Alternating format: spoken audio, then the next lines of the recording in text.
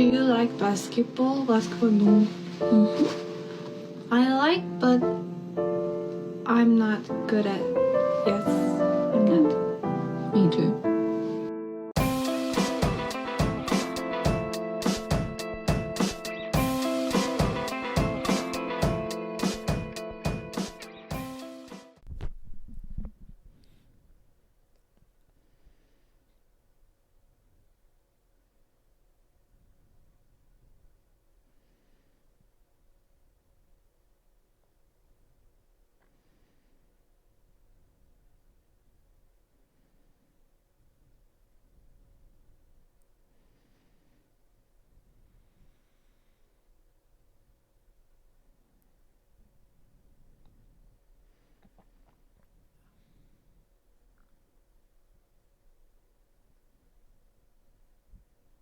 Hello, everybody. Welcome to the State of the League podcast. Jokic Joestar will be away from this episode. Joining us today is guest Carson from Sesh. Hey guys, welcome to the State of the League podcast. I'm your guest for today, Carson from Sesh. You would not believe what they're paying me to be here, by the way. So what you guys just heard was a moment of silence, about 35 seconds, and so the purpose of that was to assert my dominance, assert that I'm the one in full control. Didn't work. In here. Unfortunately, didn't work because who spoke first, Pablo? I did, but it was on my timeline. Exactly. Because I could have introduced the podcast. I could have said, hey, welcome, this is the State of the League podcast or whatever the hell you but I had thing. a plan for that. I had a plan. You know what my plan was? If you jumped in and introduced, I'd say, don't interrupt me. All right. All right, well, how's this for asserting dominance? I wasn't speaking. Now I got a hat on. and it's got my logo on it. You do realize that literally in post I'm going to have my editors swap out all NEs for TUs. So Fuck. You're literally pwned. Yeah, you guys do have the budgeting for that. I forgot. Yeah, so Carson is being paid 25. How much is 25,000 rubles to? It's about $7 US. No way. No, I don't know. Let's see. Let's do some conversions. 25,000. That is $318. Okay. So That's it's something. not It's a bad. chunk of change. It's a nice steak dinner. Oh, I should look into rent. Well, I don't know. 'Cause I hate that Trulia and like Zillow and stuff. It's only American. I wish it was international because I'd love to see what are they paying for rent for in Moscow. What are Don't they worry, paying buddy. for in I'm Sochi? all over this. I've Oh, got, you got some a site? connections with the Russians. Let's see, Moscow apartments. You don't speak Russian, do you? No, I don't speak Russian. Okay. But You speak so many different languages, but none of the sus ones, right? Like none of the No. ones where it's like you got to be a CIA. No, I think Russian is the one for that, right? Like, I would love to speak Russian, but I don't think anybody could ever trust me in my life if I was just able to, like, break out into fluent Russian. Okay, let's see. We got a 2-bedroom. Oh, this is nice. This is Moscow First Krasnovyardsky Procht. 935 square feet. How much is this going to run me? This is on the 61st floor of the Neva Tower for anybody who is interested. Breathtaking. Okay, don't mess up. They'll throw you Panoramic off it. views. Okay, so we're looking at kind of a luxury deal here. This is the first one that came up. Okay. But I cannot see a price anywhere. I do have a real estate agent here. Well, wait, now might be the best time to buy luxury in Moscow. I think now is definitely the time to buy. We've got a 24/7 security and concierge service. I mean, it seems like the dream home. They won't tell me how much it costs, though. Price on request. What sort of bullshit is that? All right, sorry. Let me try one more. Price on request. Okay. Oh. Okay. This is a 1,075 square foot, 1-bedroom, 2-bath, $3,500 a month. Not cheap. USD? USD. Oh my God. Okay. So guys, Yeah, and it's a nice spot. It's a nice, but that's not cheap at all. I mean, I live in San Francisco, and that's high even to me. that'd be luxury in Chicago. It better be right next to the Kremlin for how much I'm getting. Oh, I wonder. They must be doing some sort of American upcharge thing on me here and think, he only wants the luxury. He'll they're pay extra or tracing something. the Because I'm IP. like, where are the nitty gritty? I mean, give me something affordable. Give me something reasonable. Half of these are literally labeled luxury. Yeah. Wow, 750 square feet, $2,000 a month. This is kind of an unremarkable place. I guess Moscow's pretty expensive. We got to go somewhere smaller. What about in the heart of Siberia? What could we get? Oh, okay. Let me check Siberia climate. It is warm in the summers, right? It's lovely. Oh, it's lovely. So, yeah, I don't know if they have any apartments in Siberia. I think it might just be tundra. What? There can't be. I don't know. When I look up Siberian No, apartments for rent, it just shows me Russian Hill in San Francisco, which is a little neighborhood in San Francisco. No, I saw a girl who posted a TikTok. She said, "Oh, you're from Russia," but then she showed the map. It said Siberia. It was one of those ones. But she probably grew up on like a sort of desolate farm type deal. I don't think she's in an apartment, you know. In a hole like Bane, maybe. Probably in a hole or a cave of some kind, or you know, her family. They're the only ones there for hundreds of miles. I'll tell you what the annoying thing about I like Fahrenheit. I'm not for weather specifically. Yeah. Oh wait, yeah. well Fahrenheit's only weather. Metric is right. No, I like. Yeah, I prefer Fahrenheit for my units of measurement. For climate, and so yeah. I love to look up a climate of a place. But and usually Google will do the conversion for you. They'll show you month by month averages. But every now and then, like a Siberia, they don't have it for me. It's just Well, once you're 19.5 Celsius, so you're speaking Greek to me. Yeah. Oh no, yeah. No, that's actually quite nice. That's like what 67. I mean, do you want to know how to do the conversion, or do you want me to kind of keep the magic? Okay. Yeah, I want to, and that's totally fair.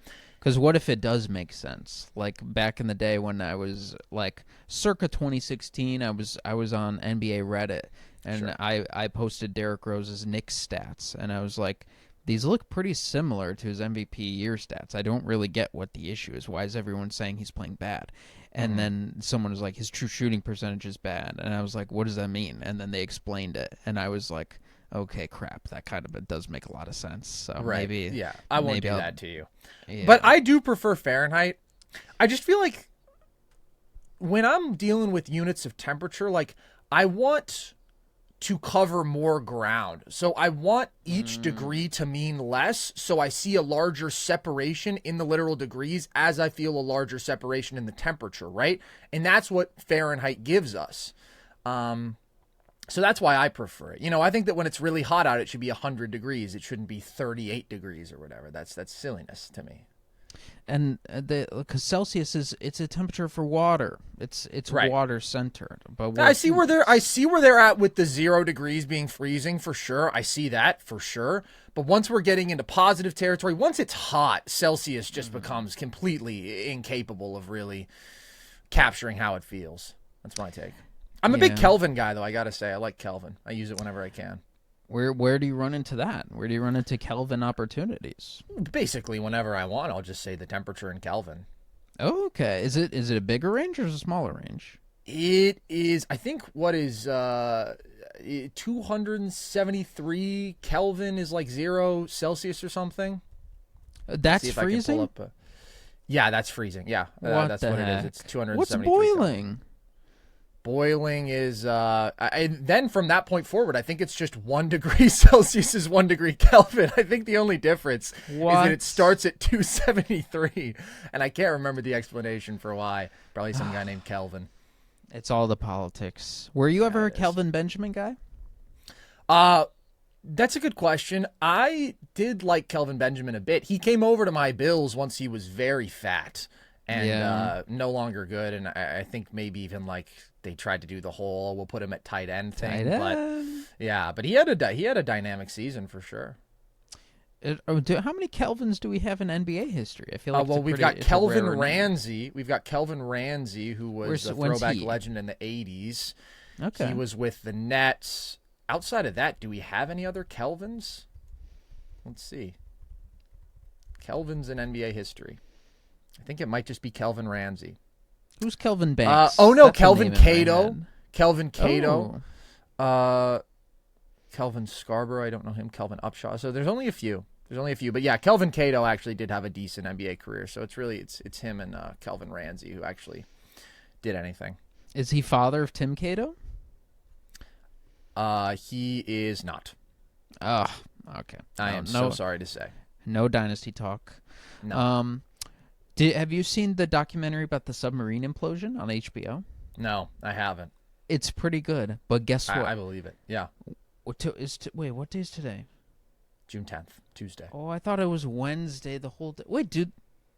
Is there a game today or no? No, it's tomorrow. They're doing the 2 days dang off. It's 2 days off between every game except games 3 and 4. It's only 1 day off. But I think it kind of sucks. I think it kind of saps the momentum. Yeah, because then you gotta that does a disservice to the Pacers, right? Because would they wear OKC down more than them, or this is the one series where I would say no. I would say OKC. You know, they're so young, they're so spry, they're so athletic, they love playing fast, they're so deep. I think that it's not really an advantage to one or the other. Yeah, but so HBO had their own OceanGate submarine implosion documentary. It was pretty good. Netflix is dropping one on Wednesday. I was all excited. I was like, "Oh, I'm going to be able to wake up tomorrow and watch that one and compare." It's always very interesting when this happens because this happened with Firefest. I think Netflix had a movie, Hulu had a docuseries, but I never tuned into the Hulu docuseries. Did you see either of those? Yeah, I think that I saw. It must have been parts of the Netflix one. I don't think that I watched it end to end. I think I saw some of it over at a friend's house. But when did this HBO one come out on the submarine implosion? I don't know. I watched it maybe 2 weeks ago now. It's very recent. Yeah. So you're getting it back to back. Yeah. Yeah. What a crazy fucking story, dude. Would you have gone down in it with him? Would you have trusted him? Would his serpent tongue have convinced you the carbon fiber is safe? No, I couldn't do that, dude. I can't do deep sea like that. Like, yeah, it's too freaky to me. My girlfriend is obsessed with the Titanic, so I could maybe have seen her do it, but I couldn't have gone down there, man. Like, not even accounting for the fact that, you know, it's on a fucking Xbox controller and everything. Like, I just couldn't go into the depths of the ocean like that. And, like, you know, it's so compact. Ugh. It was just what a nightmare. I would have been freaking out before, you know, I imploded. Would she, well, you can, that's part of the documentary is like, they're like, well, how do you know if it's failing? He's like, well, you hear it for a little bit. You hear that snapping, like the carbon fiber breaking. So as you go further down, it starts snapping. And they asked him, they're like, oh, so when you heard that, did you go up? He's like, nah, I went down. Nah, I kept going down. So that was happening on his test runs. But yeah, it's crazy how negligent he was. Some people think he wanted to die because they think like, because he was also obsessed with the Titanic. They think like he wanted to be a part of the story and died down there. I don't know if I believe that. I think it's probably just more rich guy like just Nico Harrison brain. Like, my way is the best way, and I don't care if I go down burning. I think that's it. Your girlfriend, she loves the Titanic. Is there a part of her that would enjoy being imploded near the Titanic? If she had to pick a way to go, would that be a way? It's a really good question. I'll ask her. I do know that she has some sympathy for those who imploded because her take is, you know, who wouldn't want to go see the freaking Titanic? And she's a big fan. So, yeah, I think that probably she'd be pretty happy going out like that, all things considered. There are definitely worse ways to go for a Titanic stan. If you didn't know it was about to implode, it is one of the better ways because it happens like that. Like, it goes like right. They're but dead the dread leading up to the implosion. Did they touch on that at all? Like, if they have any idea how long they knew? Because there was a timer going down for a while, right? Where they were like, oh, we haven't heard from them in however long. This means that, like, they're probably running out of time. Am I remembering that correctly? Yeah, there was like a countdown for the oxygen. Right, and it was the oxygen, the issue with that is, like, so they were communicating with the sub, and then there's this little thunk that you could hear from the control station. It was like, thunk. And then they're like, that's weird. And then they didn't hear from them after that point. It was absolutely the implosion. And there were people at the time. James Cameron, he's in the sub community. Did you know that? Yes, of course. Yeah, he's been down there like more times than everybody else combined, right? I mean, he's been down there like dozens of times, I think. Yeah, we talked about a couple weeks ago. He was down there on 9/11. That's right. That time is a little sus. Are you a believer in Tower 7 that fell? Could have been a sub hit. Yeah, I've been saying that for a while. I think that Jimmy Cameron was probably behind that. Yeah, but he was like, No, they're dead. He was like that they have definitely imploded by now.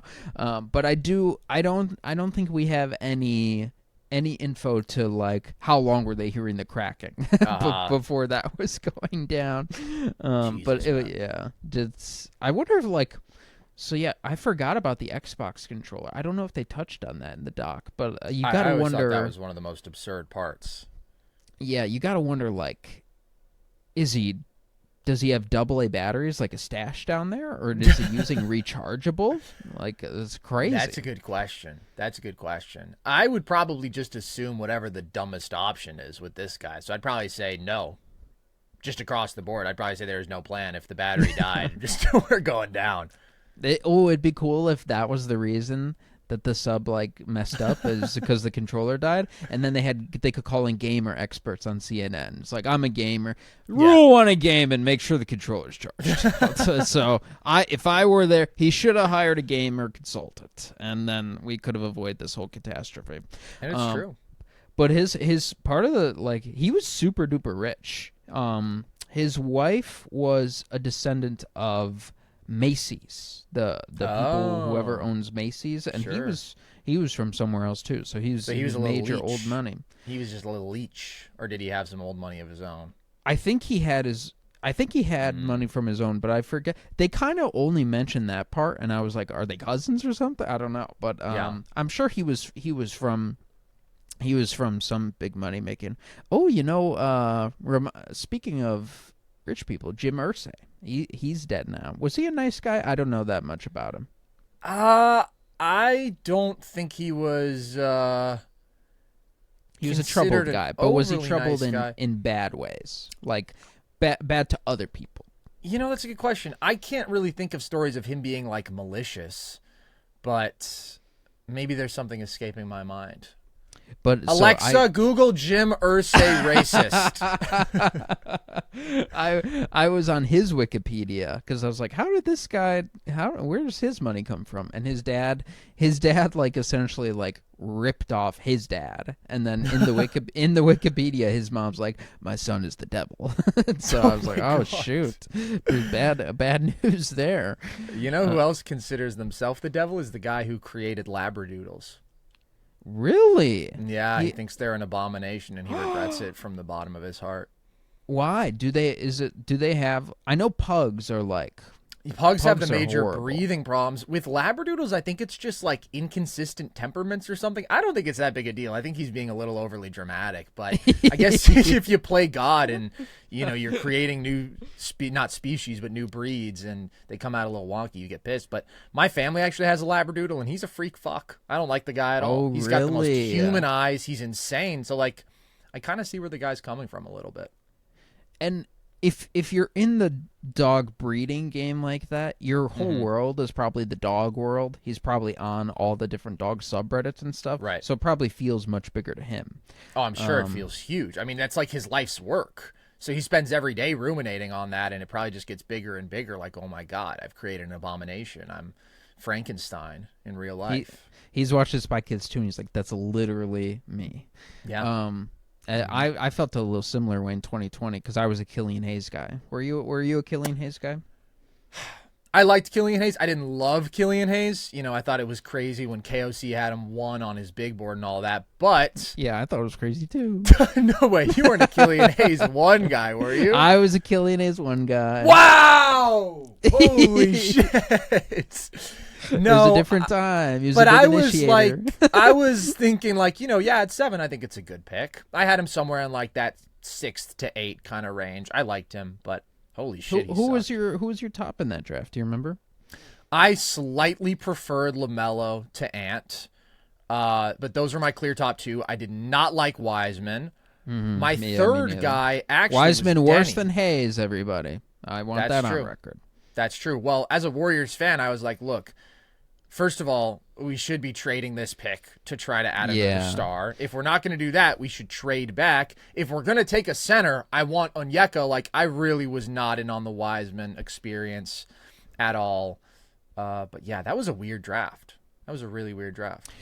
Yeah, I think I had Anthony Edwards at 5, and that's something like people will never understand that at this point because he's gotten so good. But it's Right. like there was nothing. There were not a whole lot of clear signals that this guy wasn't Zach LaVine or like what Jalen Green is now. It was very realistic for that to happen. Yeah, except for just the strength. I mean, his strength was always a differentiator, but absolutely, like the shot selection, the outside shot inconsistent, the playmaking inconsistent, the defensive engagement inconsistent. Like, he was always extremely talented, but he was not like this ironed out, clear cut number one, which is interesting because like I've done some like retrospective, here are my top prospects that I've evaluated, which is really like basically just in the 2020s, maybe back to like 2018 or whatever. And if Ant's not in the top 5, people are like, what, why? And it's like, well, 'cause I didn't think he was that caliber of prospect at the time. I thought he was a clear top 2 guy in the class, but it was a weak class. And they were just dudes who I was more confident in coming in. And even the idea that it was a weak class, I feel like people won't believe that. Because now, who do we have from there? We have Edwards, Haliburton. Studs. We've got Maxey. We've got Desmond Bane. I mean, yeah, there ended up being a lot of guys, but didn't necessarily and all go at the LaMelo. top. LaMelo's still not bad. No. But yeah, do you ever change your big draft ideas you have, and then you look back and you're like, okay, now I would probably miss on that guy. Like right now, well, I'll ask you about it later because I have a big draft philosophy shift. But I was like, I would definitely not believe in Steph Curry if he was a prospect today. Why would that be? Because I'll spoil it. I'm just out on short guards entirely. I'm out on basically everyone under 6'6", and I see that. So I would be like, okay, Steph Curry. Small guy, old guy, mid-major competition. Hey, he had a hot run in the tournament, so maybe I wouldn't be worried about that. You'd be thinking this is Jimmer. But yeah, I'd be like, who's he gonna guard? And what? He's just gonna make threes all game long? Okay. Yeah. I mean, what I will say is I think that that's more fair today than it was in 2009 because I don't think there's any question that like individual guard defense, being able to avoid being attacked and put in action over and over again, like it's way more important than it's ever been. So if I were to point to one like philosophy shift that I've had, it probably would be that. It probably would be more concerned about individual guard defense, I guess, and just not being able to be attacked. But I don't think that there's anything sweeping. There's like certain archetypes that I think are really fun, potentially, that some people really fall in love with in the draft, but that I've never really been in on. Like Josh Giddey, for example. When he was a guy who was like projected early second, I was like, okay, here we got a little something with the dazzling playmaking at his size, the transition game, whatnot. Then once it was like, okay, this guy might go lottery, I was like, no, thank you, because the guy can't score the basketball. I don't mean to trigger you bringing up Josh Giddey as a whole. He's just the first guy who came to mind. And then it's like, okay, now he's going number 6. And I was like, all of a sudden, this guy has gone from like a sleeper who I liked relative to expectations to like a guy who I think was way overdrafted. And like, I think that Igor could kind of be that guy in this draft. Absolutely. Like those guys kind of tend to be a recurring archetype. And I get it because like the highlight reels are super fun, but you have to be able to score the basketball to leverage your playmaking threat. And if you can't do that, I'm out. Yeah, that's another one of the big shifts I've had, which obviously the same with Killian. And Killian, Josh Giddey, I was like, well, scoring is like the most fun part to practice. And scoring is like everyone can increase, as everyone can get better as a scorer. But now I'm at the point where I'm like, even if Josh Giddey shoots 40% from 3 on low volume, how much does that change the equation for him? And even if Demon did it, I'm like, I don't know. Haliburton does that. He's having a lot of trouble now. But yeah, so wait, what are you gonna say? Well, I was just going to say, Hallie actually does do it with volume, though. He does it on 7, 8 threes a game. What Giddey does is much, much less significant. I was getting infatuated with Haliburton shooting before. Well, maybe it's unfair to judge him against the best defense ever. But where does he rank? Is he the second best overall shooter in the world behind Steph Curry now, do you think? No. I would have Garland above him. I think that Garland is an insane shooter. Yeah. I mean, he's like 45% on catch and shoot threes. He's like 40% on pull-up threes. He's like, if you count overall shooting touch, he's 60% on floaters, and he's, 88% from the line? Like, I think Garland is an insane all-around shooter. I think the Dame always has to be penciled into one of those top few spots. Like, I love Hallie. I think that he's a guy who's got great floater touch. It's not Garland level, but he's like, whatever, 50% on floaters. Good for mid-range. Doesn't use it a ton, but like when he has the opportunities versus drop or whatever, he's very efficient for mid-range. I would point to some of the functional limitations of his release and the limitations in terms of getting off those really tight window threes, like super quickly against a super fast defense like OKC. I think that is a limitation he has as a shooter that a lot of these other elite shooting guards don't. So, yeah, I think that my top three would be Steph and Garland and Dame. I don't know what we do with Ant. I mean, he doesn't have the mid-range game, but as a three-point shooter, he's absolutely there, which is What is he insane. off the catch? Do you know? Or off the top of your head or no? I think he's about 40% because he shoots almost as well on pull-ups as he does off the catch, which is crazy because he does it on way more volume. Let's see. I'll pull it up right now. He is... It's taking a long time to load. He really didn't shoot that well on pull-up threes in the playoffs. He's 42% off the catch. He was 38.5% as a pull-up shooter. Oh, man. It's pretty insane. 38.5% on 7.5 pull-up threes a game. Oof. Crazy. Yeah, all those guys and Sam Merrill are unbelievable. True. Basketball Mormon Jesus. Yeah. Whatever they call him. Prophet. I don't know. Joseph Smith. The Joseph Smith of Are you more of a basketball. Joseph Smith guy or a Brigham Young guy? Oh, Brigham Young, because it makes me think of Steve Young. And he went there, right? And he's pretty He's good. a descendant. He's a descendant of He's Brigham a Young. descendant? Yes, he's a descendant. He actually is. I have a friend who is like some, I think, pretty distant descendant, but he is somehow connected to Brigham Young. But I'm a Joseph Smith guy. I think he's one of the great con artists of all time. I mean, are you familiar with really what he did? So I watched the Andrew Garfield Daisy Edgar Jones Mormon detective show, and they touched on it a tiny bit. But my understanding is he came to America when like the settlers and the Native Americans were still here or whatever, and he was like, I'm going to start a religion, but really it's to form an army. And so I'm going to be like, we need polygamy. We need to be pumping out these kids because of God. But really it's just to get soldiers or whatever for his whole idea. But that's the extent of what I know. Oh, man. I mean, there's so much great stuff. Obviously, like, if you're making up a religion in modern times, first of all, that takes balls and that takes creativity because we're not going, oh, this happened 2,000 years ago, 1,000 years ago, or... You know, obviously, in those times, it was recent history, but people were just much more whimsical back then. They were much more believing of these things. You know, word could travel and nobody could really cross-check anything. But yeah, he's just making up these crazy stories about, like, fighting human-sized frogs.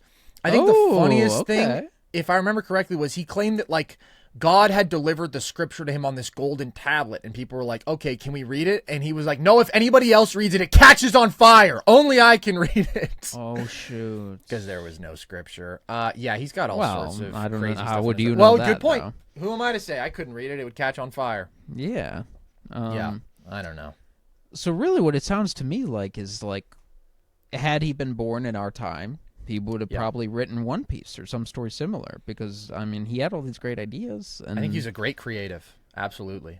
That's what Oda would have been doing if he was alive back then. So it goes both ways, too. Yeah, but, very true. So, on to the basketball. Ooh, now I have to be the one to timestamp because frickin' Jack isn't here. Oh, maybe I should tell people. So, guys... Jokic Joestar isn't here because he decided to take... He died. He's decided to gallivant all across Europe during the NBA Finals. Not a ball guy. Not a true ball basketball guy. You know, and how do you work with a guy like this, Pablo? He was at the Louvre, dude. He's at the Louvre during French. NBA Finals series. Incroyable. Yeah. Oh, do you speak French? I'm actually starting French. I'm a month into French, so it's very rudimentary, but I'm excited to get that in the bag. I actually love French. I think it's a cool-ass language. So different. Do you have the throat stuff down? The or whatever? Okay, settle down, Pablo. Pause! Guys, it's June month, so maybe it'd be a positive if he had the throat stuff down. And it would be. And his men's mental melt. And his hen's mental melt. It's hen's mental melt, son. I think that I have it down decently, but coming from Spanish and Italian, it's so different. Vowels make such different sounds. The pronunciation is totally different. So it's like a whole new infrastructure there. E is Where'd they come up with that? But I do think that it's fun. Like, I like the throat stuff. I don't know. It's kind of a wispy language. I kind of like how it flows. But anyways, I don't really know jack shit in French yet. How are tell the people, because you're a real language guy. You're a real language knower. How are you going about acquiring a language? It's a great question, Pablo. So I have a family friend who I get to take lessons from. So that's kind of a plug. So that starts, but that's one lesson a week. And then outside of that, I watch and listen to a shit ton of stuff in the languages. So I have my Spanish YouTubers who I watch. I have my Italian YouTubers who I watch. I have my French YouTubers who I'm watching now who I understand like 50% of what they say. Yeah.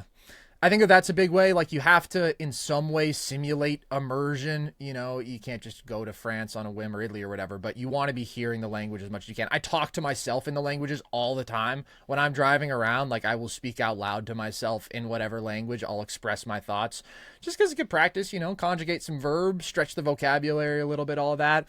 You just got to find ways to practice daily to maintain, and then to learn.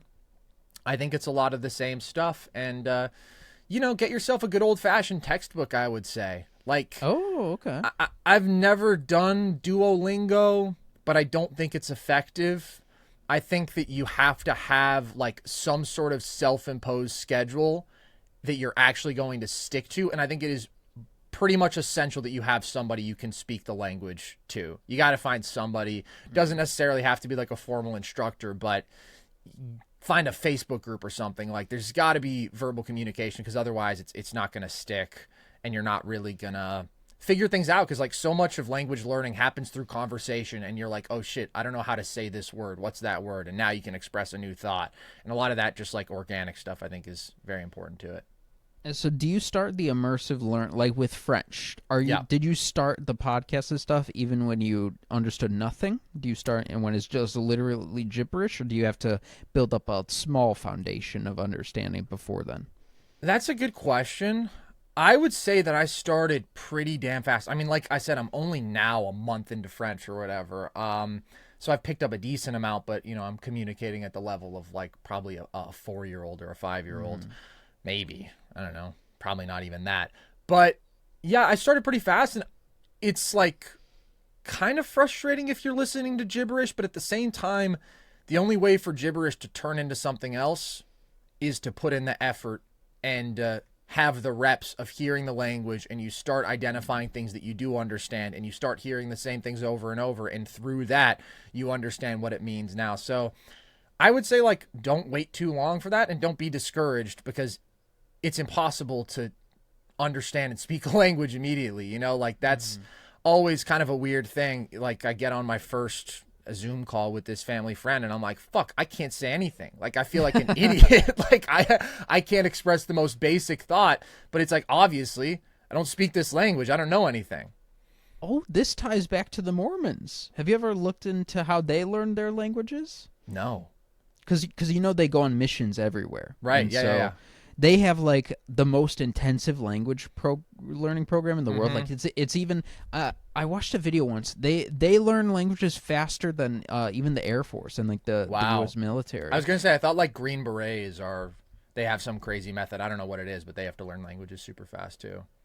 Yeah, it's essentially just like wall-to-wall classes, just like full immersion, like no speaking of anything else, and then you're just dropped it off in the country before you've even mastered it. I think it's like 5 weeks or 7 weeks or something. It's nuts. That is something I would hammer home, because like if you go to an average language class in an American school, 80% of the time people are speaking English, and then it's like, okay, what are you going to learn? Like, I do not speak a word of English to my family friend who teaches me languages. If I do ask a question, it's in Italian or it's in Spanish, just because, like, why not? But I try to keep that to a minimum, because you got to figure things out in the language that you're learning, and you have to hear the language over and over again. You can't have things explained to you in English. Like, you'll learn.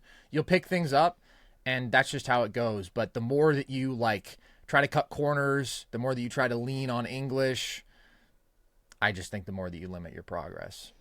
No crutches, Pablo. We go hard till we fall. And speaking of hard, how about trying to score on that Oklahoma City defense? Jeez Louise. All right, I'll timestamp it. 35 minutes. This is when we get into ball talk. So yeah. we're at Game 2 of the NBA Finals. It's now tied up 1-1.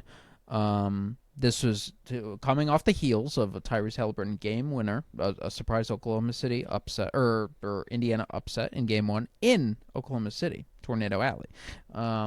But what were your expectations going into this game? Were you unfazed by what happened in Game 1, or were you like, oh, so they're a little frisky, more frisky than I thought? I would say that I was pretty unfazed. My prediction was Thunder in 6.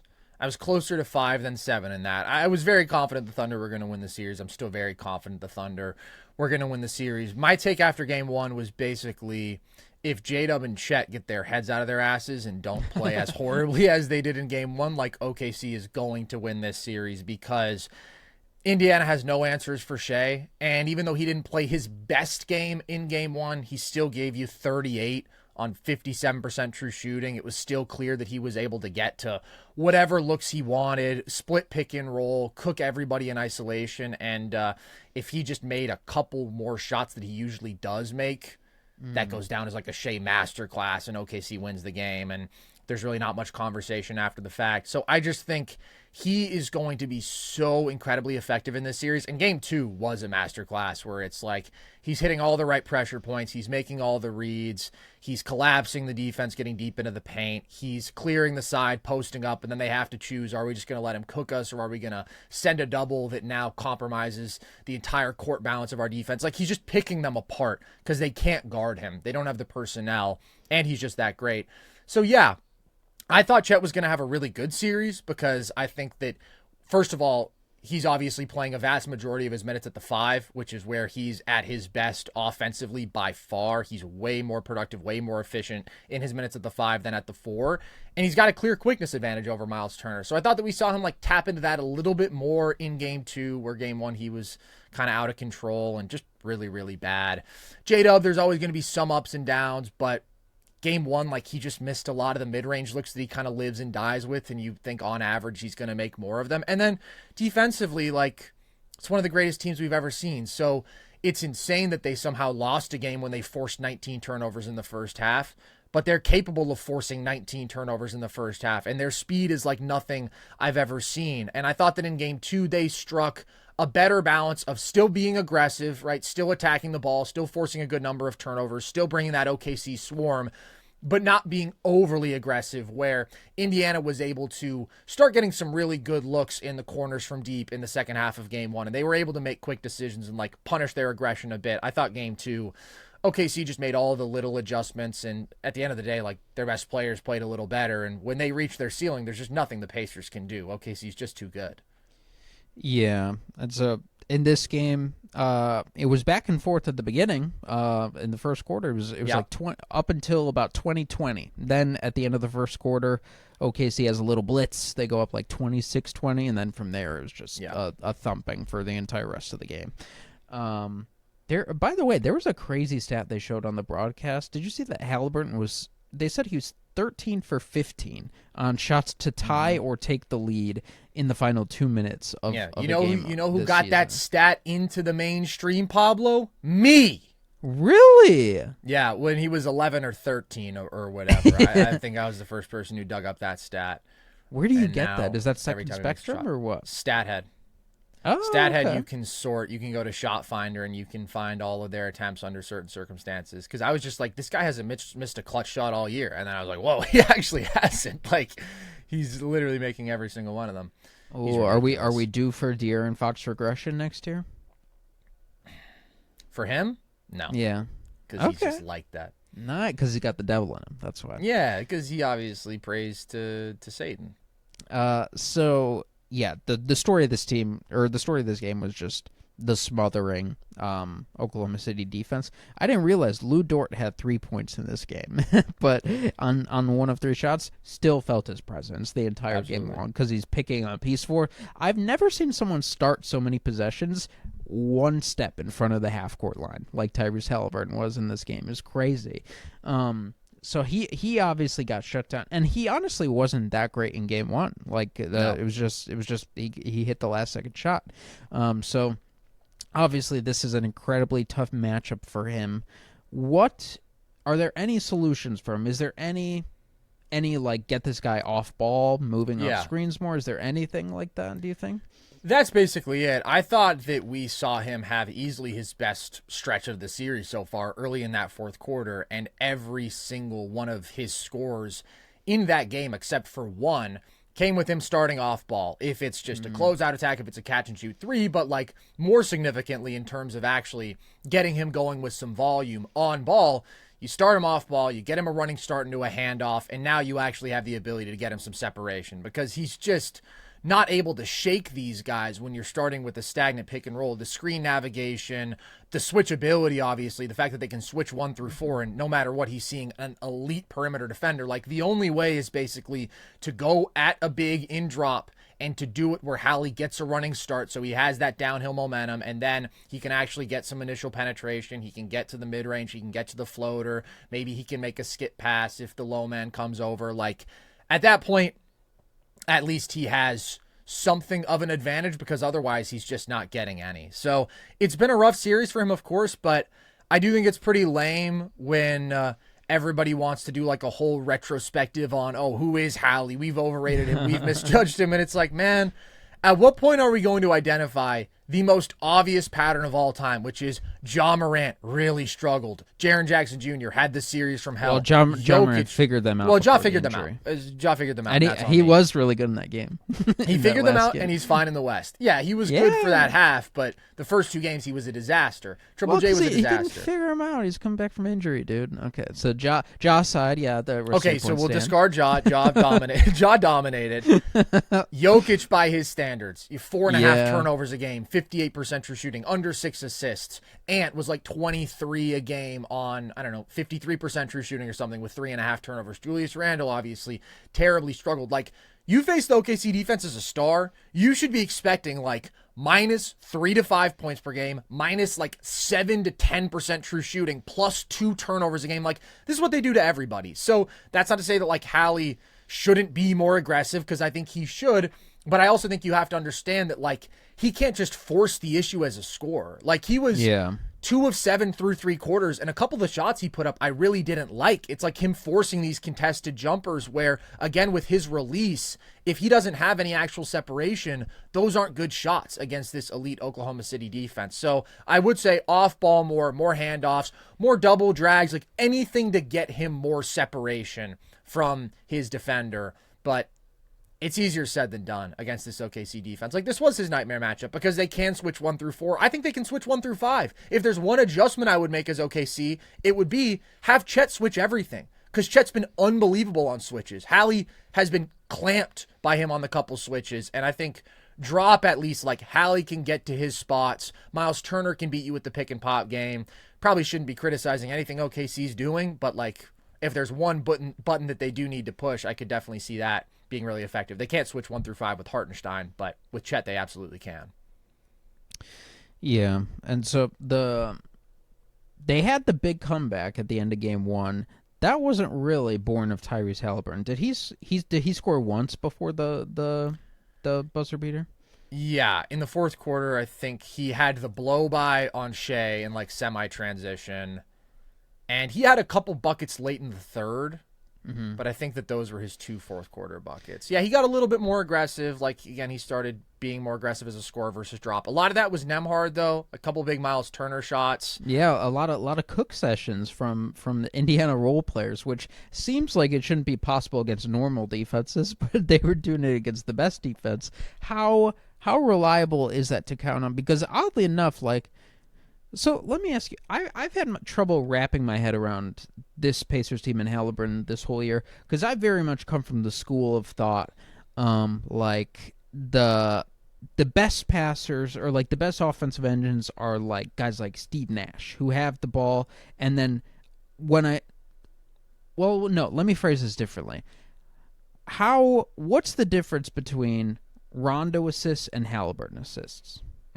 That's a good question. I think that Hallie is a significantly more imposing scorer. So I think that that's where it starts. Yeah. Like, he demands scorer coverages a good bit. Not all the time, but when you are dealing with him out of pick and roll, like, you know that if you just play straight up drop, usually you're kind of fucked, right? And part of that is the weaponry around him, because Miles Turner is such a good pick and pop big. Siakam, when they use him as a screener, he's a really good pick and pop big. But part of it is also like, if we don't get around that screen fast enough, a Hallie pull-up three is a lethally efficient shot. A Hallie floater is an extremely effective shot. A Hallie open mid-range jumper is an extremely effective shot. So there is a scoring threat there.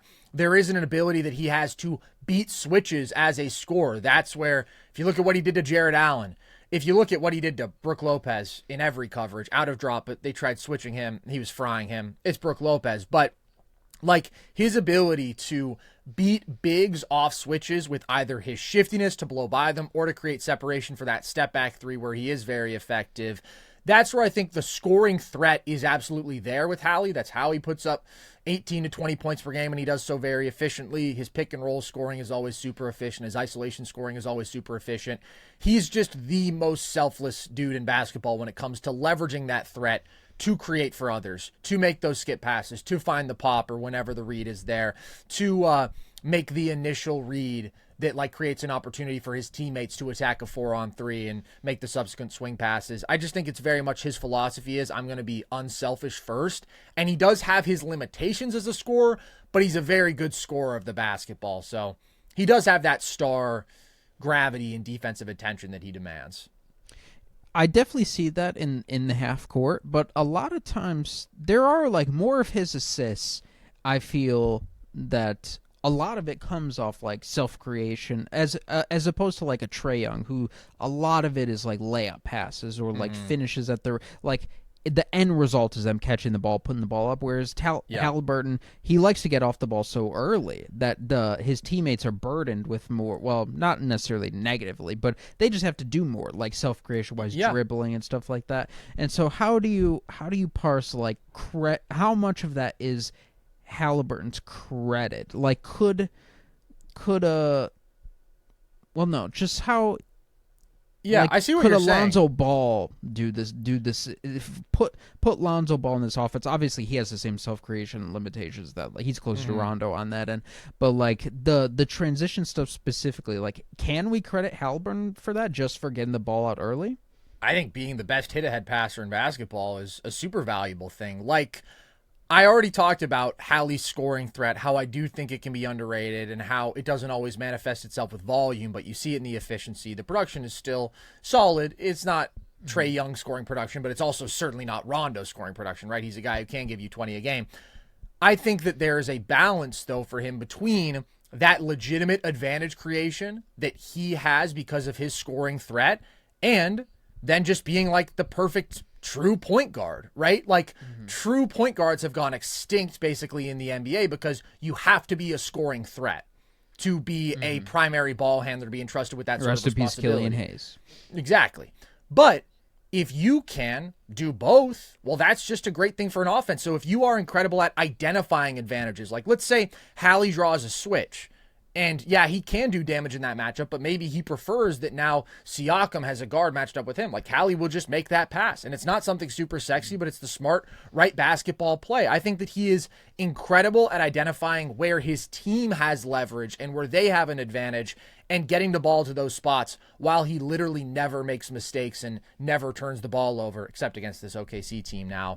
And then the transition stuff, like, I think it's great when you have a point guard who always wants to push pace and push tempo because it's the most efficient, easiest offense in basketball. And if you win the transition margin every game, you're going to win a majority of the games. And that's what Indiana was able to do in every matchup except this one. They had 46 transition points in Game 6 against New York, and now they have 27 through 2 games against OKC.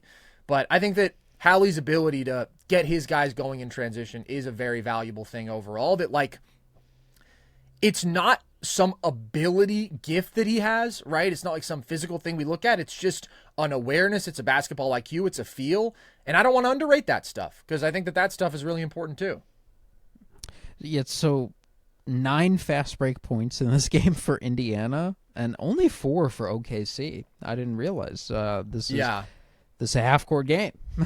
It was. Transition points, I think, was 14 to 13, which is very low numbers for both them because they averaged 25 plus each coming into this series.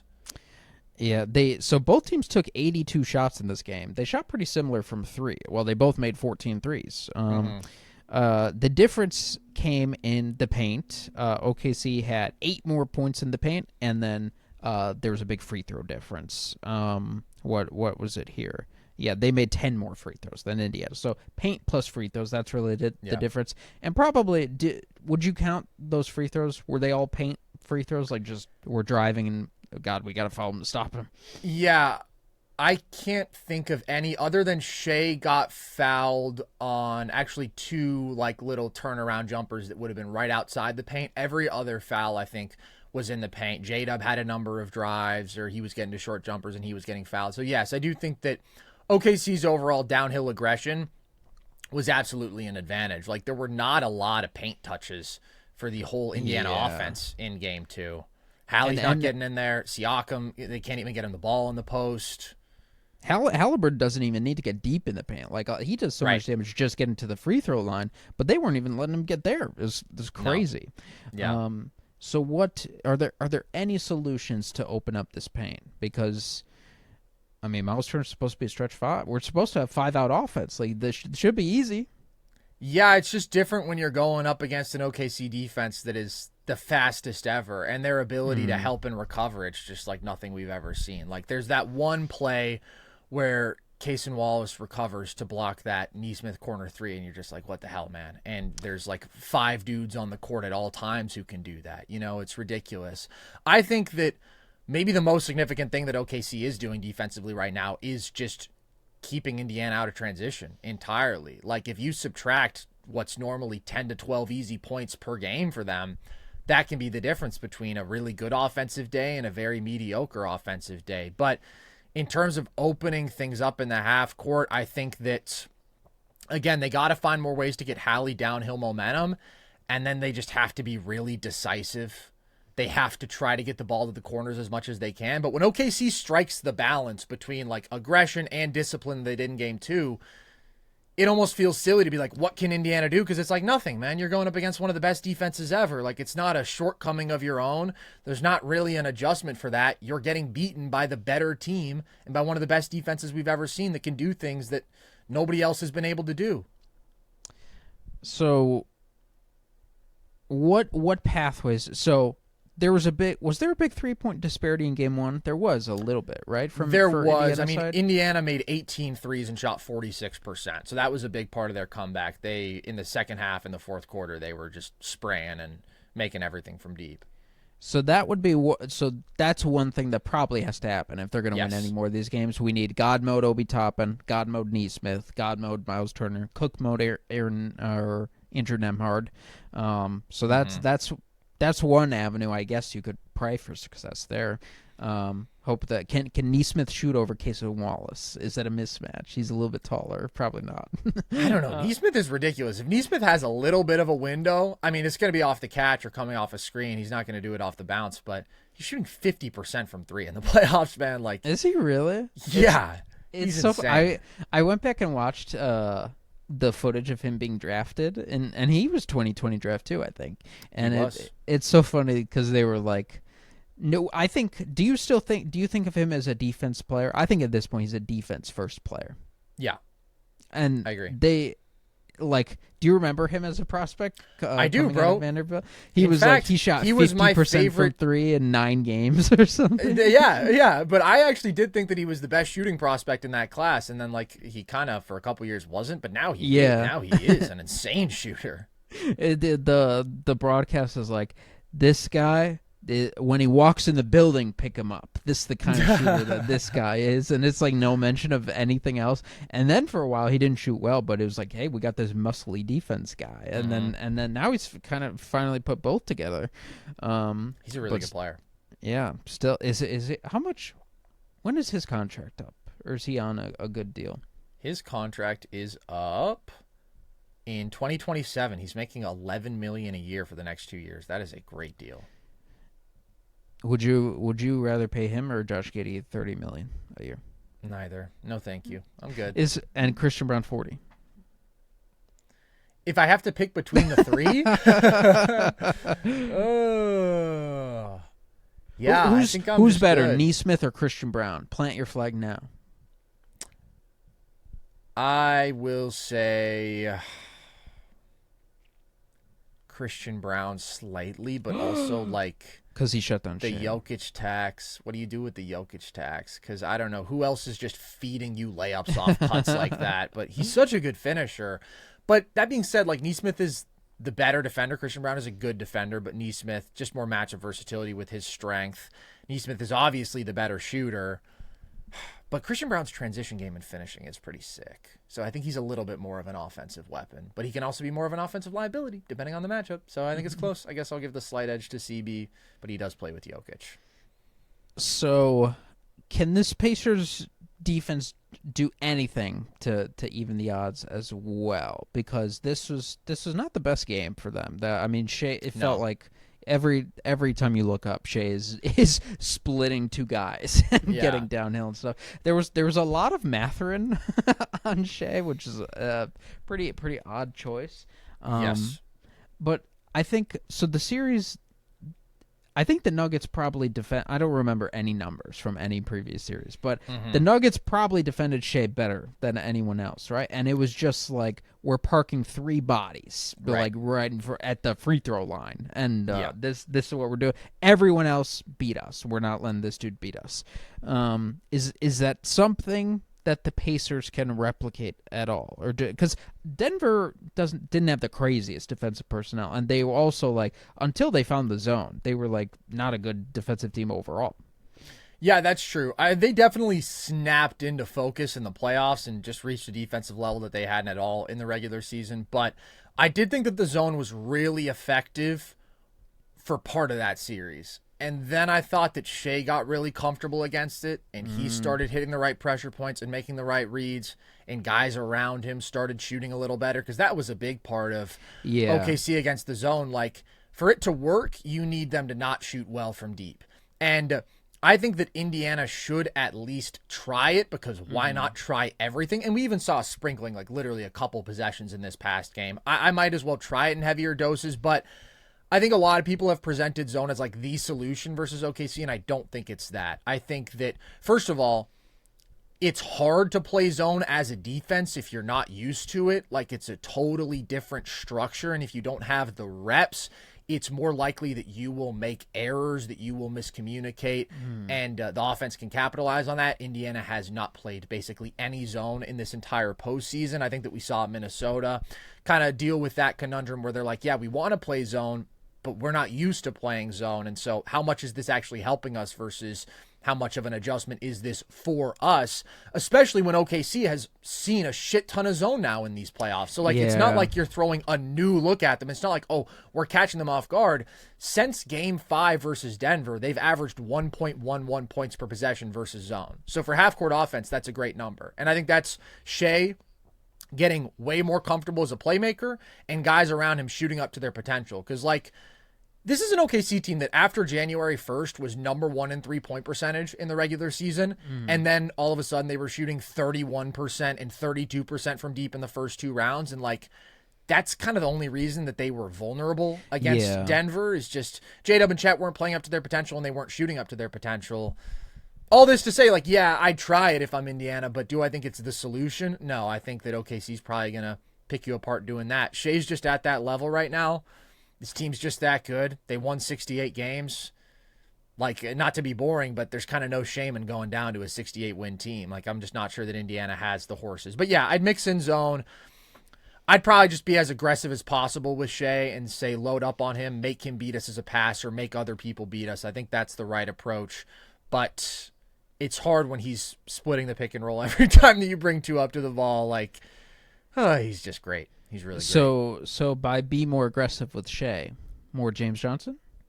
Yes. Logan has actually said that multiple times. I've got a little ball buddy, Logan. And, like, coming into this series, he was like, somebody's got to hit him. Get Tony Bradley in there, take a hard foul, get thrown out of the game. I was like, man, I don't really know how I feel about you advocating for this. Steelers guy watches the finals. Exactly. Someone get a body on this. Someone move his spine out of alignment or something. Let's get Mean Joe Green out there. And show him what it really means to be a tough guy. What was his name? James Harrison, the guy who slept in the Debo. pond. Yeah, let's end someone's career. It'll either be us, maybe two people, with the guy who hits or the guy who does the hitting, or gets hit.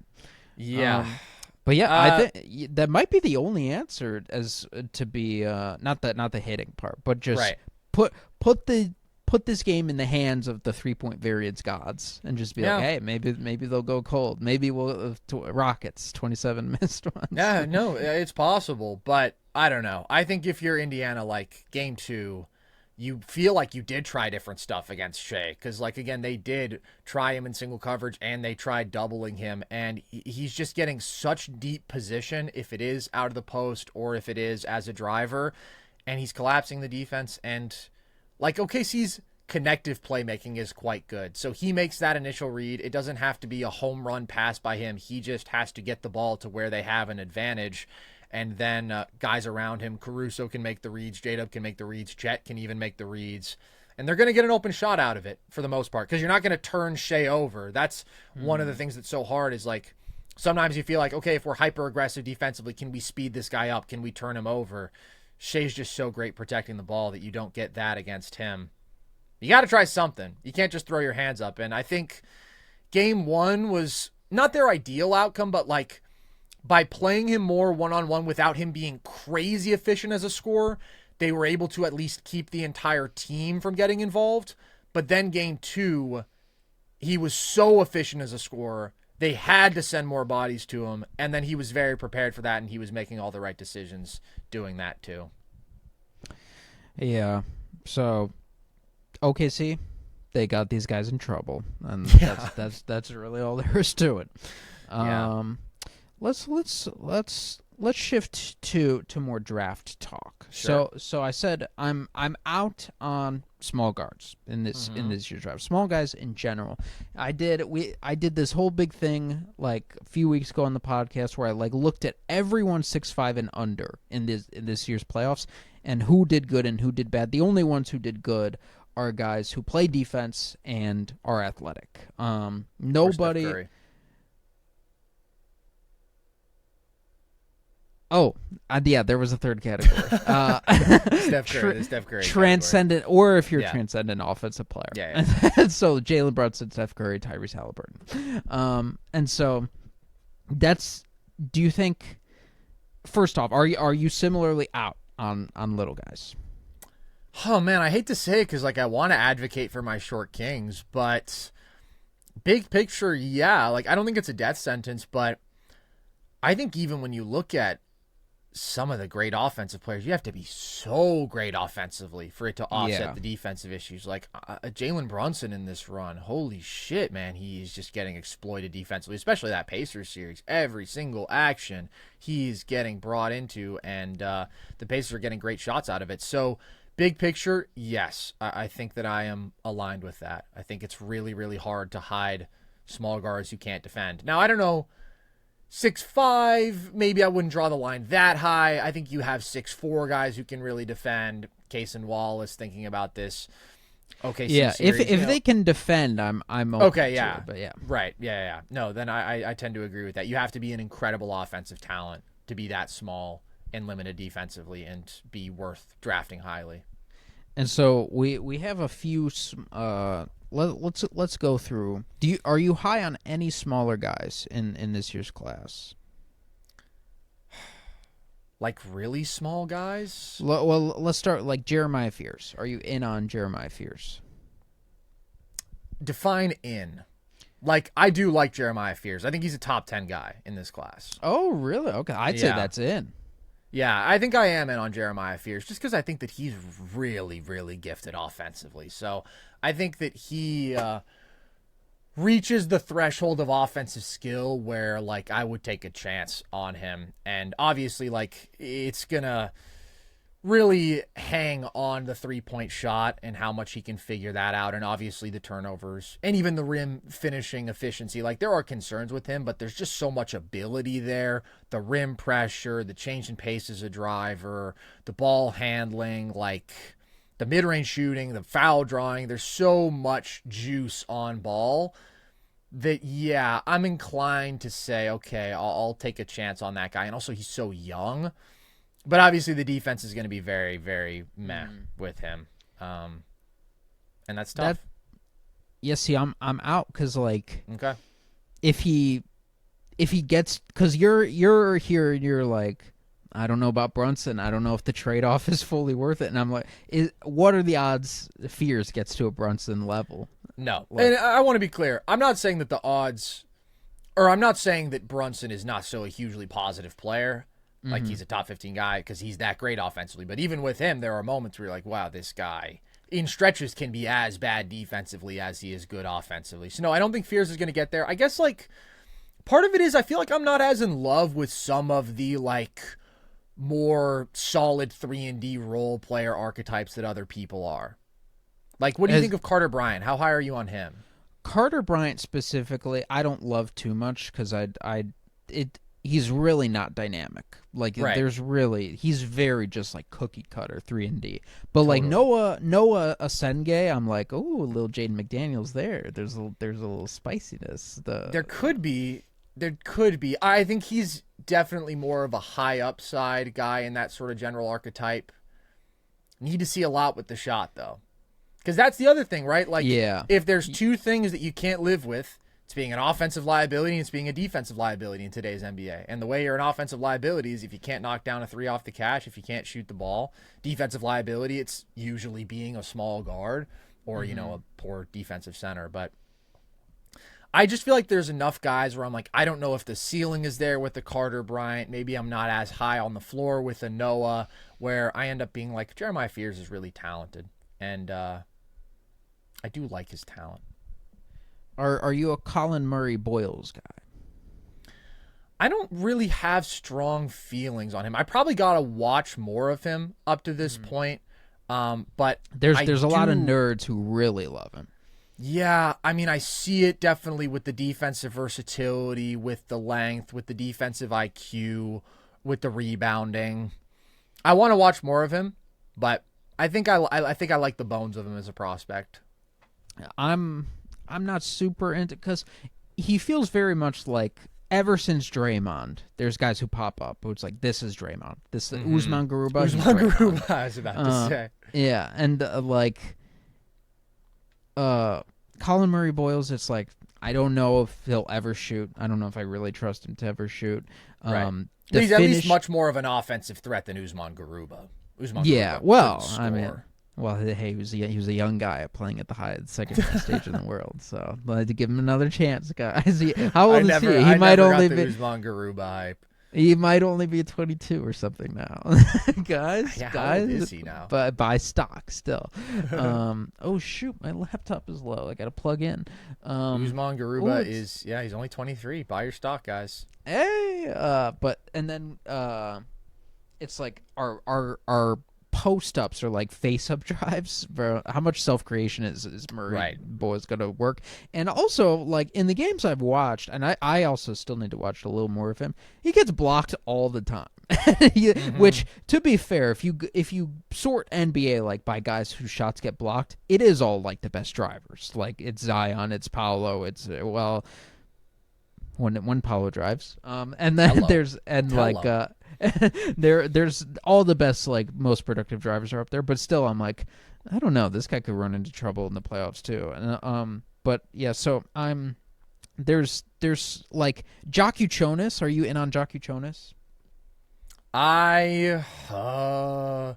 Okay, well, how are we defining in for all of these guys? I feel like I need to set that parameter. Like, I think that Joku Chonis is a top 10 guy. Where would you okay, top 10. Yeah. So he's a guy. I watched the Northwestern game that he played in. They targeted him at the end of the Northwestern game. I'm like, this is happening in college? Yeah. So, it's a good point. It's a good point, but he's so good offensively. But it's hard because, like, There's Where's definitely your a line floor with versus NBA ceiling guys? dynamic here. So let's do small NBA guys. So you think Brunson, the equation works out? Yes. More positive value than If negative he didn't value, even also at the have- highest levels. If he didn't also have Karl Anthony Towns on his team, then I think it would be a less of a concern. I think when you have two defensive liabilities like that, somebody's got to go. But I think it's a challenge to put a great team defense around him, but it's doable if you don't have another major liability. And then his offensive value is just overwhelming. Steph Curry, overwhelming offensively. It's not a Yes. question. Darius Garland. You're a Garland guy. I am a Garland guy, but I mean, he's closer to the line where, again, I think that like you want to have a really good defensive infrastructure around him. And I know that people are probably going to be low on Garland right now because, you know, he was hurt in the playoffs, and now he like might miss the start of next season with this toe thing, which sucks. Really? Yeah. They're saying it's like a 4 to 5 month recovery, which sounds crazy for a toe, but then you look at how he was moving in the playoffs and you're like, why is this guy even on the floor? You know, I mean, it was so tough to watch in games 4 and 5, he's falling all over himself. But yeah, I think he is at the level where he's so great offensively that he more than justifies it. But also you do know, like, he's going to get hunted. He's going to get attacked in the biggest matchups. We've seen it with the Celtics so many times where it's every single action we're going at Garland. But he's a special offensive player. I forgot to mention Haliburton. You're in on Haliburton, correct? I mean, Hallie's been really solid defensively in these playoffs. And He he's has also got a made- different he has level made of more size. plays. You know, he's 6'5" with a positive wingspan. He's Yeah. bigger than these other guys. You're in on Mitchell? Yeah. Scrolling down. Let's see. It's taking a little while to get here. I mean, what about like a Trae Young? He's another guy who's in. Oh yeah, where are category. you? Where are you at with Trae Young? Yeah, I think all these guys are so great offensively that like there's no question I want them on my team. I'm just like, so Trae Young, I personally think he's the best small passer in the history of basketball. I think What about Steve Nash? You can argue. I think decision making. If decision making, if that's a big thing to you, then well, I'd say separate thing. So decision making, he's obviously not number one because he takes a lot of crazy shots and does crazy stuff. You're saying the technical skill of passing. In terms of just the passes he's able to make, the vision and stuff like that, and just the live dribble ability to. I feel like his range is the entire half court and the speed. There's a lot of passes that Haliburton throws in these finals that I'm like, ooh, Trae would have put a little more mustard on that, and they would have got there before the defender was able to recover. Yeah. I mean, but even if you're talking just half court, I can see the argument against Nash. I think once you incorporate transition, it's got to be Nash. I just feel like transition passes aren't that hard. Like that's important. But they're important. I guess you're saying is that I'm saying that's decision-making decision making, like getting All off right. the All ball. Yeah. But so De'Aaron Fox, the Ringer Top 100 has De'Aaron Fox at 26. Are you in on? How'd you feel about the Spurs getting De'Aaron Fox? I don't think that he's the 26th best player in basketball. That's high, but I liked it until they got a chance to get Dylan Harper, and now I don't like it, and now I wish that they could just undo it. But you know, I like the aggression in the Wemby era. I think now, though, if I could trade De'Aaron Fox, I'd be very willing to do so because I think Dylan Harper is going to be better than him. And it's not that Fox is misaligned with the Wemby timeline, but he's not as well aligned as Dylan Harper would be. And obviously Castle being the third downhill, not ball dominant, but like questionable outside shooting guard, like they can't have three of these guys. Somebody's got to go. Somebody's the odd man out. And I think it should be anybody but Dylan Harper. I did not love this trade, and I also didn't love when there was. I'm a Trae Young guy, but I didn't love when there was talk of getting Trae Young. Oh, I did like that. I really liked that. I'll tell you why. Tell me why. I think you have a chance to construct an invincible defense around Wemby, like this OKC defense, but imagine Wemby at the top. And so you already have this guy who's like one of the best defensive players in the history of basketball, 20 or whatever, and now he's training with the Shaolin monks, so it's going to go even higher. Scary. I think, like, you have a chance to put defenders around him that concede, like, that. I don't want to program any weak point that can potentially people can avoid Wemby. Like I'm not driving down Wemby Avenue. I'm going down Trae Young streets, Sure. and I don't want to cause any difficulties there. So I just want to put a bunch of huge defending freaks around Wemby, and I'm willing to sacrifice. Like there's things that you get from Trae Young and some of these guys that are incredibly hard to find in bigger physical packages, like that passing ability, a lot of the pull-up shooting and stuff. But I would rather just wait and try and find those skills and like maybe even spread them out than settle for a little guy like De'Aaron Fox. And so when it comes to the Spurs like roster construction, I'm out on Fox. I would look to move him. I would be willing to trade number 2 for Giannis. Would you be willing to? Let me say one thing on the Trae point real quick, because I see where you're coming from. My counterpoint would be, is there a better situation to hide Trae Young's defensive limitations than with Wemby behind him? No. And it would be great for maximizing him. And is there a player who is better equipped to maximize Wemby offensively in the entire league than Trae Young? That sort of lob passer, pick and roll playmaker. I would again say probably not. So that's why, like, I thought the Trae Young trade would have been like an A. I thought the Fox trade was like probably a B-. And now, yeah, I would rather have Dylan Harper. When it comes to a Giannis trade, I don't think I would give up Dylan Harper. I think I would really try to make that trade happen. I would say I'll give you Fox and Castle. And that almost makes the money work. I don't know what else you would have to throw in there. And then I'll give you 2 of these Hawks picks that are coming up. But I would not want to move off of Dylan Harper. I think that he is more likely than not going to be a star guard in this league. And yeah, so let's... Well, actually, before Dylan Harper, where are you with Castle? I think Castle might be the most overvalued trade asset in basketball. I am not a Castle guy. Yeah, I sort of have mixed feelings with Castle. Well, honestly, I would argue that there might be a more overvalued draft asset point guard from the 2024 draft, and that might be Rob Dillingham. Like, I think that... Oh, well, do you think he still has trade value? And that's another guy I'm like, I'm out. He can't play. See, okay, so that's where, like, I'm much lower on Dillingham than I am on Castle, but maybe, like, I'm talking to, the pick-a-side guys and, like, Joel over there. He's a Rob Dillingham guy. So maybe that's inflating my perception because he's inflating Dillingham's value. But, like, I do think that there's sort of this dynamic where it's like these guys were top 10 picks in the draft, but then it's like, yeah, but it's the worst draft in more than a decade. Yeah. So it's different. It's different than a normal 4th or 8th overall pick. But I do think the Castle is very talented. I totally see like all of the flashes as a driver, as a ball handler, his size. Obviously, like the defense was a huge selling point for him as a prospect. Yeah. The offensive rebounding as a guard, the playmaking feel, like there's a lot there. He has to figure out the shot, and I'm still very uncertain of that. And if I had to bet, I would probably wager against him becoming a league average or above average shooter. But if he does get there, then I think he could be a star. So I think that he's definitely a good young talent, but like he's not in the same stratosphere as Dylan Harper as a talent to me. And I feel like that's a debate that some people have had. Bill Simmons said like Castle off the table in a Giannis trade and stuff like that. And I'm like, oh my God.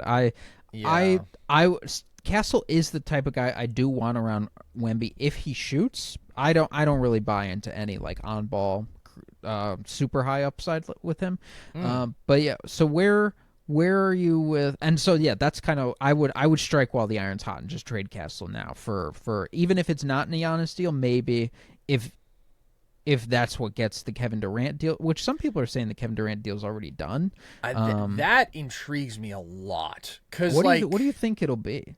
Because they're also very high internally on Castle, and so I don't know if they would give him up for 36-year-old Kevin Durant. Yeah, but I just feel like everything changes when you have Dylan Harper coming through the door, Like 6 months ago, sure, but now when you have an opportunity to upgrade a similar archetype, I would think you'd be open to doing that, but maybe not. You're right. So let's think. You got to make the contracts work.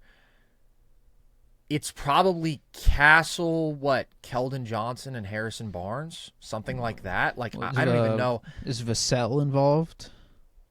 Maybe Vassell instead of Keldon Johnson. Yeah, you might need that to make the money work, so you get over $50 million in cap. But I don't know if you even have to attach any picks at that point. Like, I don't know what's going to happen with KD. I don't know what he's going to demand, because I feel like everybody's looking at this guy and thinking he's 36, it's a 1-year rental, then you have to pay him out of pocket.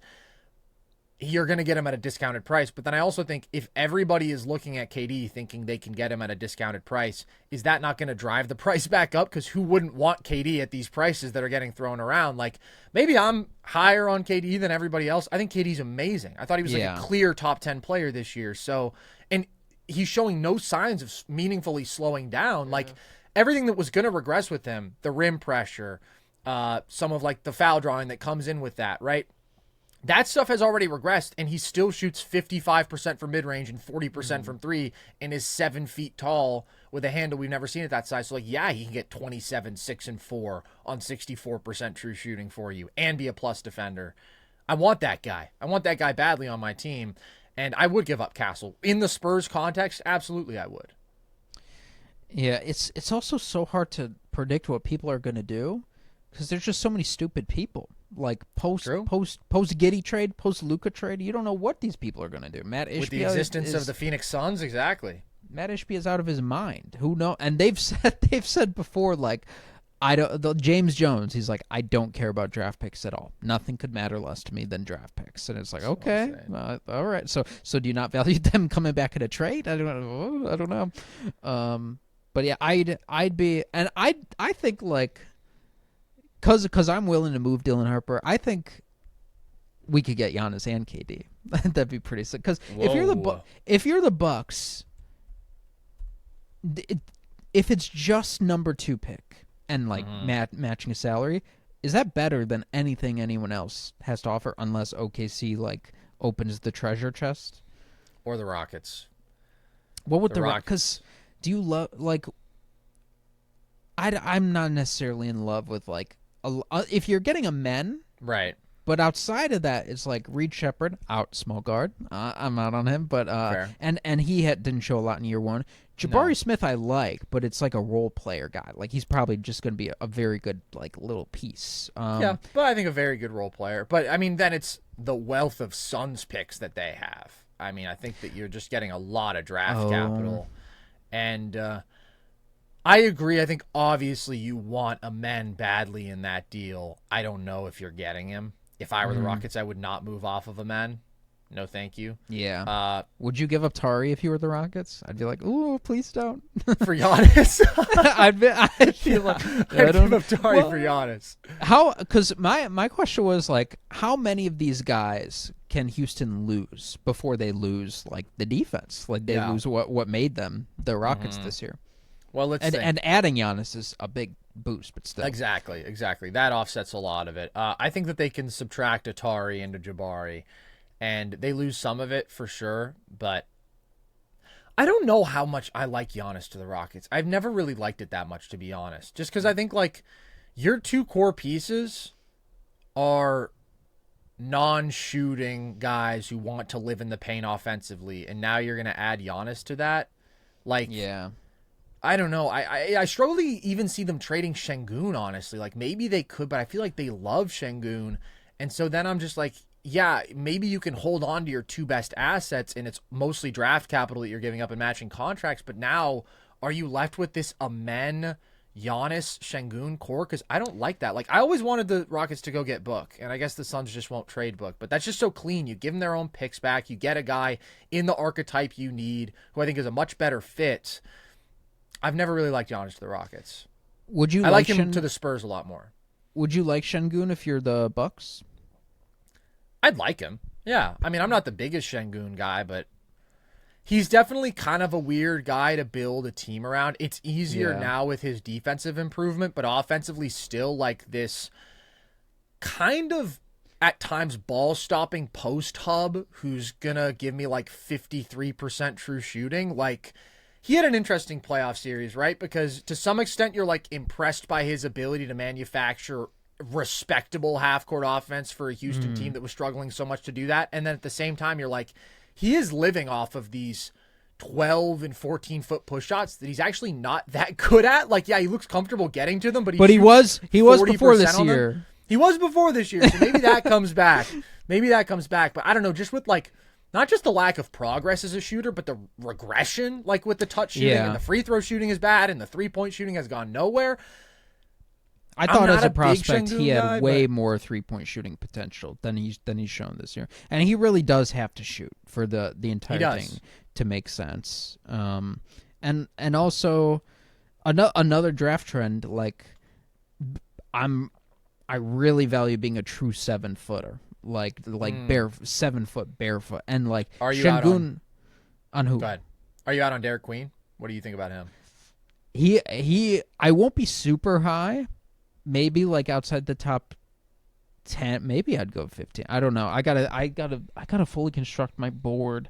To me, Derek Queen is like Bizarro's. Someone commented Bizarro Zion, and I've been thinking about the Zion comparison with him too. I feel like there is a chance that he has that kind of slashing upside, even if he's not that explosive, but he is bigger, and it feels like nobody can handle the combination of like ball handling, nimbleness, and power.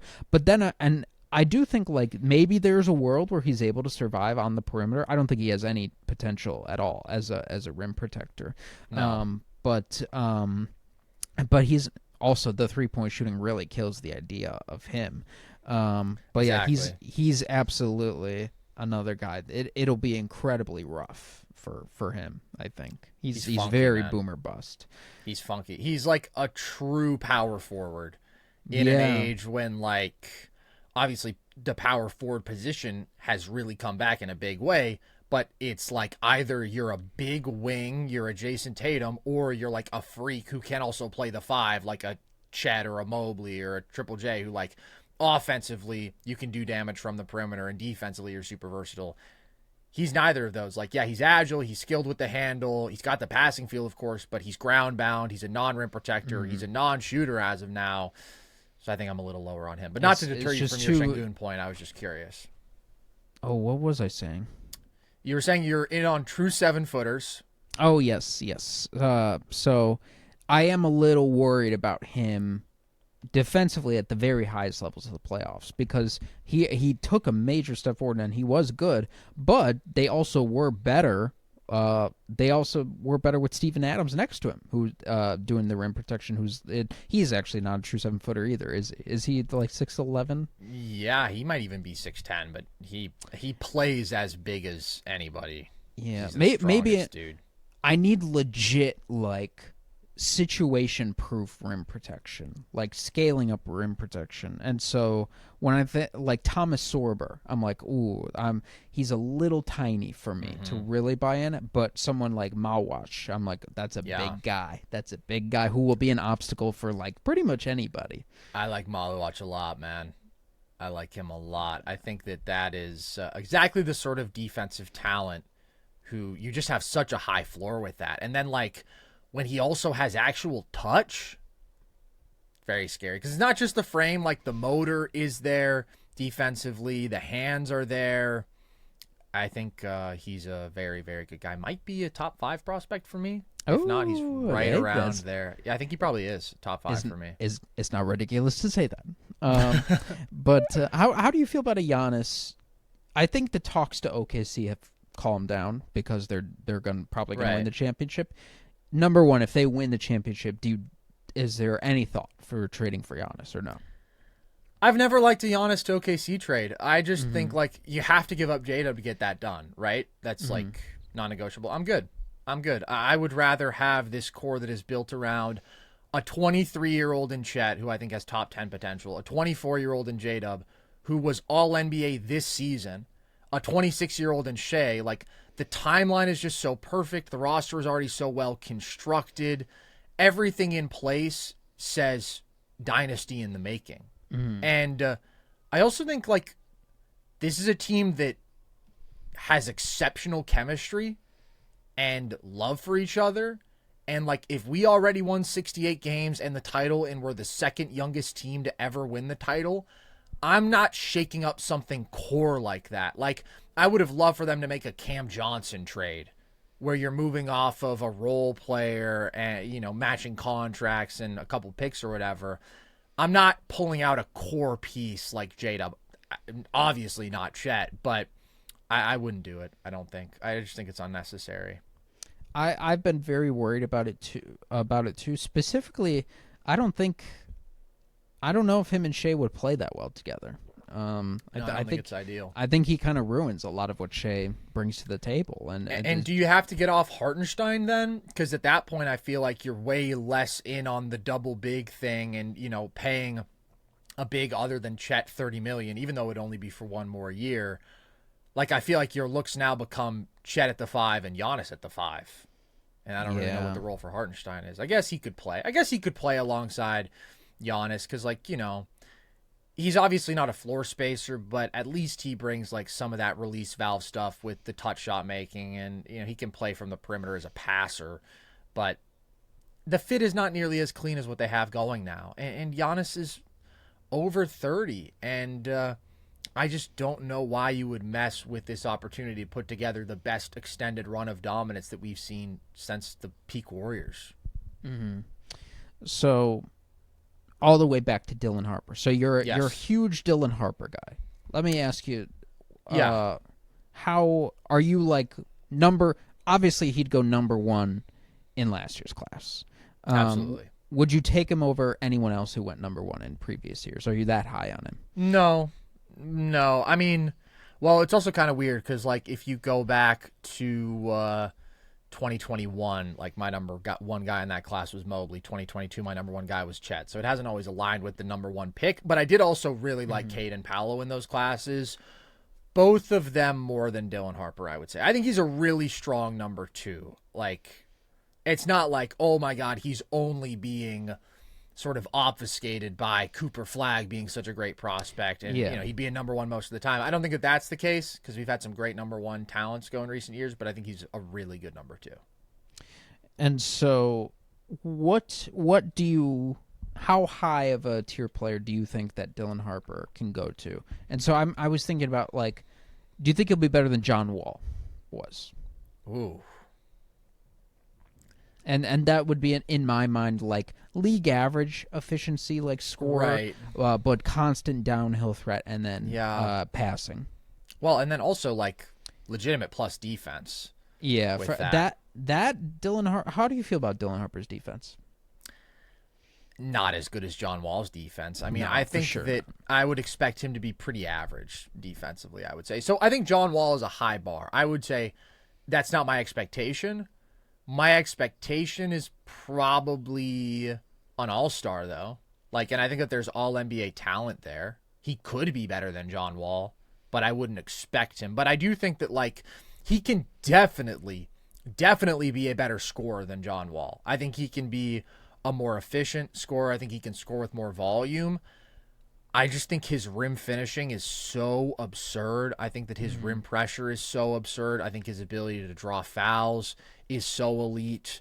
And then I do really like the playmaking. John Wall is a really high bar because, that's basically 10 assists a game automatically. But I think that with his size, his craftiness, his athleticism as a scorer and a passer, and his ability to protect the ball, not turning it over, I think that there is so much that you love as foundational pieces for a star guard with him. Obviously, you'd like to see him shoot a little bit better. Probably like to see a little bit more of a floater game, but that rim scoring is so bankable. And when you pair it with really good playmaking, with good size, with all these things, he checks a lot of those star boxes to me. Yeah, I really do like him too. I think he'll probably be just my solid number 2 guy in the class.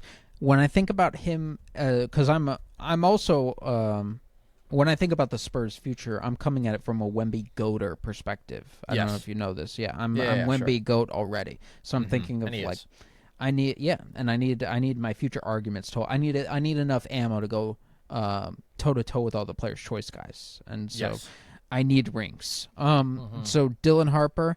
I like it. I like it much more than I like a Trae Young or there was Rob Dillingham talk last year. I like it much more than that because he is bigger and he is not terrible on the perimeter. I do think, despite his size, he's not a factor at the rim on defense at all or any kind of backline help. And so that's one thing I don't love. And so there was a moment where I was like, ooh, VJ Edgecombe and Wemby. But because he does bring some rim protection at that size. But then I started applying the same thinking that I do to where I'm thinking of like, what traits from small guys can I just get from bigger guys? And I'm like, if VJ doesn't come along in the traditional point guard stuff, I'm better off still just having a bigger wing guy. So how much does the rim protection still matter? So I'm really still sorting out how I feel about VJ too. But yeah, when it comes to Dylan Harper, I still feel like he might be a pokeable weakness, and there's a chance he's not that transcendent enough offensively to where I'm like no doubt about it. So that's why I'd be in on selling the future and going Giannis, KD, and then whatever else we could form around these freaks, these big, huge monsters. Yeah, you want to build the greatest defense of all time. Yeah. And I have a lot of respect for that. I'm trying to find this Giannis tweet that I proposed, or this Giannis trade that I proposed that was a tweet, because they were able to avoid giving up the number 2 pick. Oh, look, this broken app won't load for me. God damn it. But it was, whatever. Just forget about it. Just forget I even said anything. Stupid, useless boy.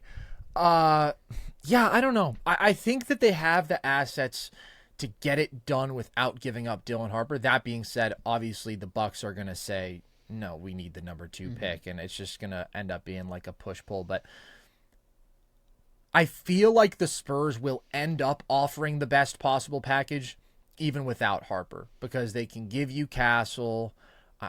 They could give you Fox if they were willing to do it. I don't know if they would be, but I'd be open to that if I'm the Spurs. But otherwise, it's basically matching contracts, and then they can still give you 4 first-round picks, and a couple of those are from the Hawks, which are like going to be pretty valuable, you would think. Yeah, I thought I was going to find the trade for a second, and I did not. But I just don't really see the Rockets being in the market as much, and I don't really see the Thunder being in the market at all. Okay, here's the trade that I proposed. I found it eventually. What do you think of this? Bucks get Stephon Castle, Jeremy Sohan, Devin Vassell, 2025 Hawks first, 2027 Hawks first. Hold on. Oh, wait. So I could write it down. Yeah. Sorry about that. All right, I'm ready. Okay. So, it is Stephon Castle, Jeremy Sohan, Devin Vassell, 2025 Hawks first round pick, so that is now the 14th pick. 2027 Hawks first round pick. Unprotected. 2029 Spurs first. 2031 Spurs first for Giannis. Straight up. 2031, you said? Yes. So 2 Hawks firsts, 2 Spurs firsts, Castle, Sohan, Vassell. So it's interesting. So I personally don't view any of these guys as like foundational building blocks, and I was number 1 Vassell guy. If I was running the Warriors in 2020 and they were like, you can't trade, you have to draft somebody, I'd be like, all right, Vassell at 4 or whatever he was. But yeah, Vassell at 2, because I thought he was the greatest perimeter defending wing prospect in history, and it didn't come along. It is crazy that the defense just has not materialized. It's one of the most unbelievable things ever. So Castle, Sohan, Vassell, none of those guys moved the needle a ton for me. Okay. And I think the hope is that Castle does, because that's the one. It might for them, yeah. Right? Because I don't think that Sohan or Vassell at this point really are. I think you're like, okay, those are solid young players. We'll take them. And then 4 firsts. But the 2029 and 2031 Spurs firsts probably aren't going to be super high picks. Probably be in the 20s. So will Giannis be gone by then? Will he be dead? Will he be a vanquished version of himself? Giannis will be dead by 2031.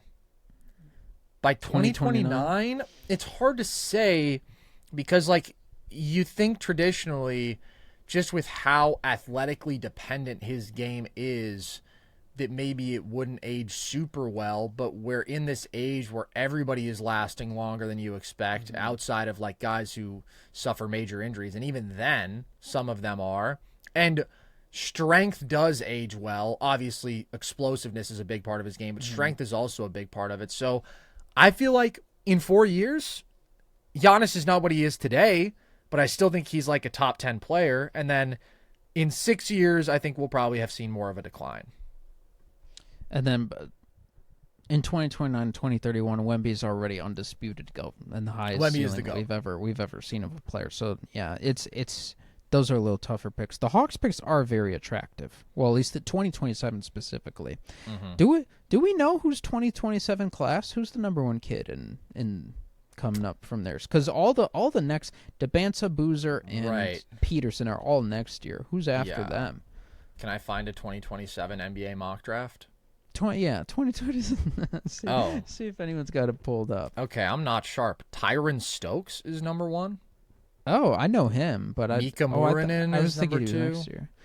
Tyron Stokes is you might have seen him on TikTok. There's videos where he's mic'd up and he's really mean to the other kids. He trash talks a lot.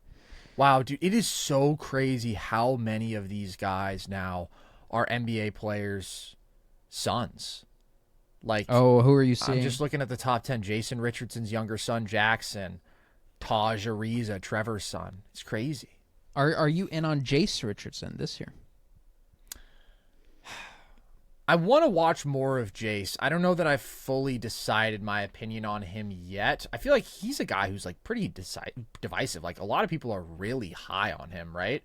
Yeah, because I feel he like is also like you see him in the 20s in some places. He's so skilled and so smart. Like he's everything you want, but 6 foot, barefoot. Right. That's the challenge. And I know that he's got like a pretty positive wingspan, but I would say I probably have to watch more of him to develop a firm opinion, but I don't think he'd be a lottery guy for me based on what I've seen. So before we go, do you have any where are you at on Ace Bailey? Oh, Ace Bailey, what a complicated conversation to have. I think that now we've gotten to a point with the Ace Bailey discourse, at least partly, where like people are no longer thinking this guy is the next Kevin Durant. Yeah. That being said, there definitely are some people who are still thinking this guy is the next Kevin Durant, but I feel like early in the process, I was like, let's be very clear about something. Ace Bailey versus Cooper Flagg is not a conversation. Ace Bailey is not in any way, shape, or form the second coming of Kevin Durant. Like, the vision for him is basically MPJ with plus defense. It's absurdly gifted shot making, like elite catch and shoot efficiency, the footwork, the ability to shoot off movement in spite of contests at his size. It's just crazy impressive, but doesn't get to the rim, bad handle, a negative assist to turnover guy, right? Like all of this really questionable decision-making and self-creation stuff means that he's not somebody who I view as a star at the next level. That being said, if you get MPJ with plus defense, that's a really, really good basketball player. So I think so much of it is just going to come down to his mentality. I don't know how encouraged I am by his mentality, just because like it seems like he's really doubling down on like the no, I can take whatever shots I want shit, you know, with the whole maybe that's not a good shot for you. I practiced that shot. Which like, yeah, it's hard, but also it's like, he's bro, like spitting though. He does. It's he hard. He hits them at a rate. He must practice them. And then, I mean, what did he shoot on like 2-point jumpers? Like 39% Really? or something? No, 2-point. He's like only behind Bryce Sensabaugh. And did that pick up a lot as the year went along? Oh my god, I think, Bryce Sensabaugh. Well, this guy.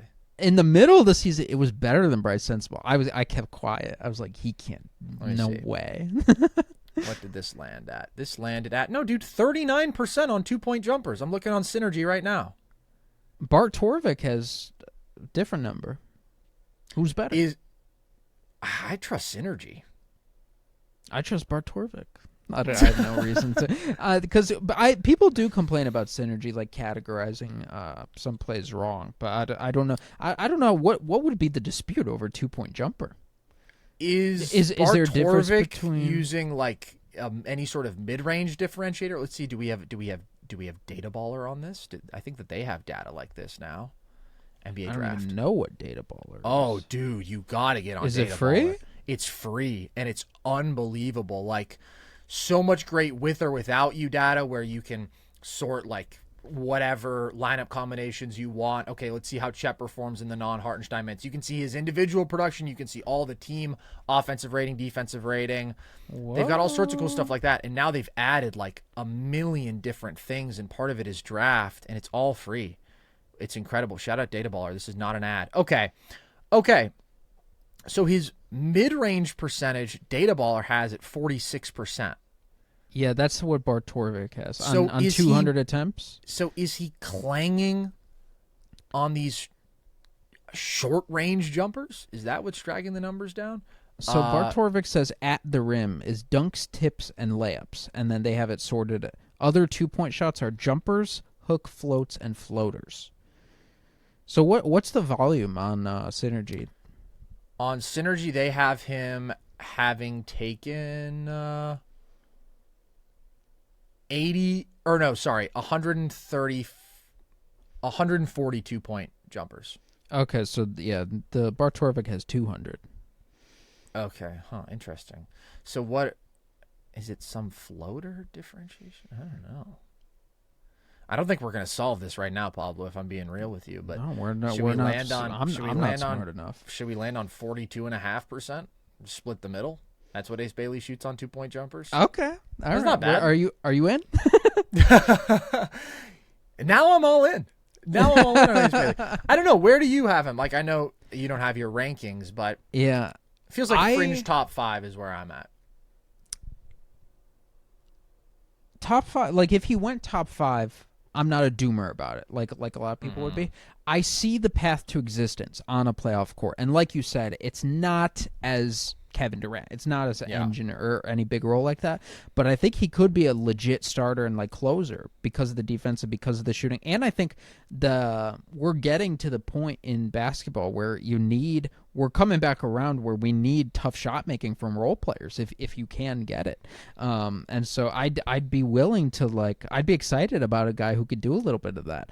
And I just see that his path to existence in high levels of the playoffs in the finals way more clearly than I see like Jeremiah Fears or Jokic or any of these guards. So I'm in on him from that angle. And also I was super low on Michael Porter Jr. I was really low on Jaden McDaniels, and it was because I judged them as the guy. Because remember, even Jaden McDaniels was a super high recruit coming in from high school, and so people are like, "Hey, he's skinny like KD. Could he be KD?" And so I'm judging him on that scale, and I'm like, "This guy's trash." And then MPJ, I don't know if he works out anywhere besides Denver, but still, I was judging him on a self-creation Kevin Durant scale. Right. He goes on to be one of the best movement shooters in the NBA, and I also was way more doomer about his defense, but. Specifically, Jaden McDaniels, I was like, it was a stupid way to look at it. I just should have judged him for what he did do, and for him in a scaled down role. So when I imagine Ace Bailey, I think, Ace Bailey is the third guy, the third most shots in your lineup. I'm like, I kind of like that. I kind of like what's going on there. I agree. I mean, I think that there's two swing things for him, and it's what level does he get to defensively. And it's just where do we land with the shot selection? Because he has it's got to be reined in. Yeah, it's got to be reined in because he has his A+ shot making gifts, and then he also has his hard limitations. I think with the handle, that could get better, but I think right now it is what it is, and just the overall downhill rim pressure, it's just not there for a guy who could be a sort of primary star creator for you, and the playmaking isn't there either. But if he gets to be I am an elite 3-point shooter off the catch. That is what I do. I take 9 of those shots a game, and I'm a lethal off-ball weapon because of it, and I don't force myself on the game, and then I tap into all my defensive tools. That's a guy who great rim protector. Yeah, right? Just really, really special physical upside on that side of the ball. Or maybe not special, but very, very legitimate. That's a guy who you'd be happy with taking third in this class, I think. So that's where I'm just not comfortable enough in that outcome, confident enough in that to have him that high, but I also can't disregard that ceiling. And it's a good point when you talk about, relative to guys like Jokic, relative to a Jeremiah Fears, relative to a Con Kneppel, where all these guys, you just have some of those core athletic, defensive, size questions and whatnot. You don't have those with Ace. Yeah. He despite the disappointing measurements, they're still great measurements for him. So yeah. Before we go, is there any other prospect who's your guy this year besides Cooper? Maybe. Yeah, I mean, Cooper's so insane. good. I would probably say Watch. Oh, okay, nice. How good do you think Cooper will be? I think he'll be a top 10 player. Top 10? Okay. Yeah. Do you think, let's say wing scale, let's judge him on a wing scale, because it's hard for him to match the bigger guys. Will he ever get to a similar level of impact that Kawhi was at his peak? No. I think Kawhi is just one of the greatest wing scorers ever. I don't think that he has that sort of ceiling offensively. The Paul George and Tatum. Are those two guys different to you? To me, I think they're the same. Me and Jack argue about this. I think Jason Tatum's just the Paul George of this generation. He thinks Tatum's better than Paul George was. Yeah, I think that Tatum's better too. The hard thing with Paul George is are we talking about the totality of Paul George, or are we talking about 2019 Paul George? Because that was a different player. Yeah, peak. So that one peak season, PG was pretty unbelievable because you're getting all defense. You're getting obviously the elite 3-point shooting. Then you're also getting a guy who's getting to the line a ton, who's getting to the rim at a really good rate. I still think that Jason Tatum is a little better. I mean, I think that Tatum is on a different level as a playmaker than PG ever was. I think that he's a significantly better rebounder. And I think that I prefer his overall defensive impact because of the versatility, because he can actually be your center defensively in certain lineups. I think that Tatum's better than Paul George. So I do think those are different. I think in terms of all-around impacts, I mean, peak Paul George 2019, that's a top 10 player. Mm-hmm. I think that Tatum this year was the fifth best player in basketball, basically. Or I guess with Luka's struggles, maybe he was the fourth best player in basketball. I think that Flagg can be as good as Tatum. I just think it would look different. I think it would not be quite as much scoring volume. I don't think he's going to give you 27, 28 a game. I think he's more likely to give you 23, 24. And then I think he can be an even better passer than Tatum. Even though Tatum's a really good passer, I think that Flagg is certainly further along in his development there than Tatum was at this age. I mean, it's really not even close.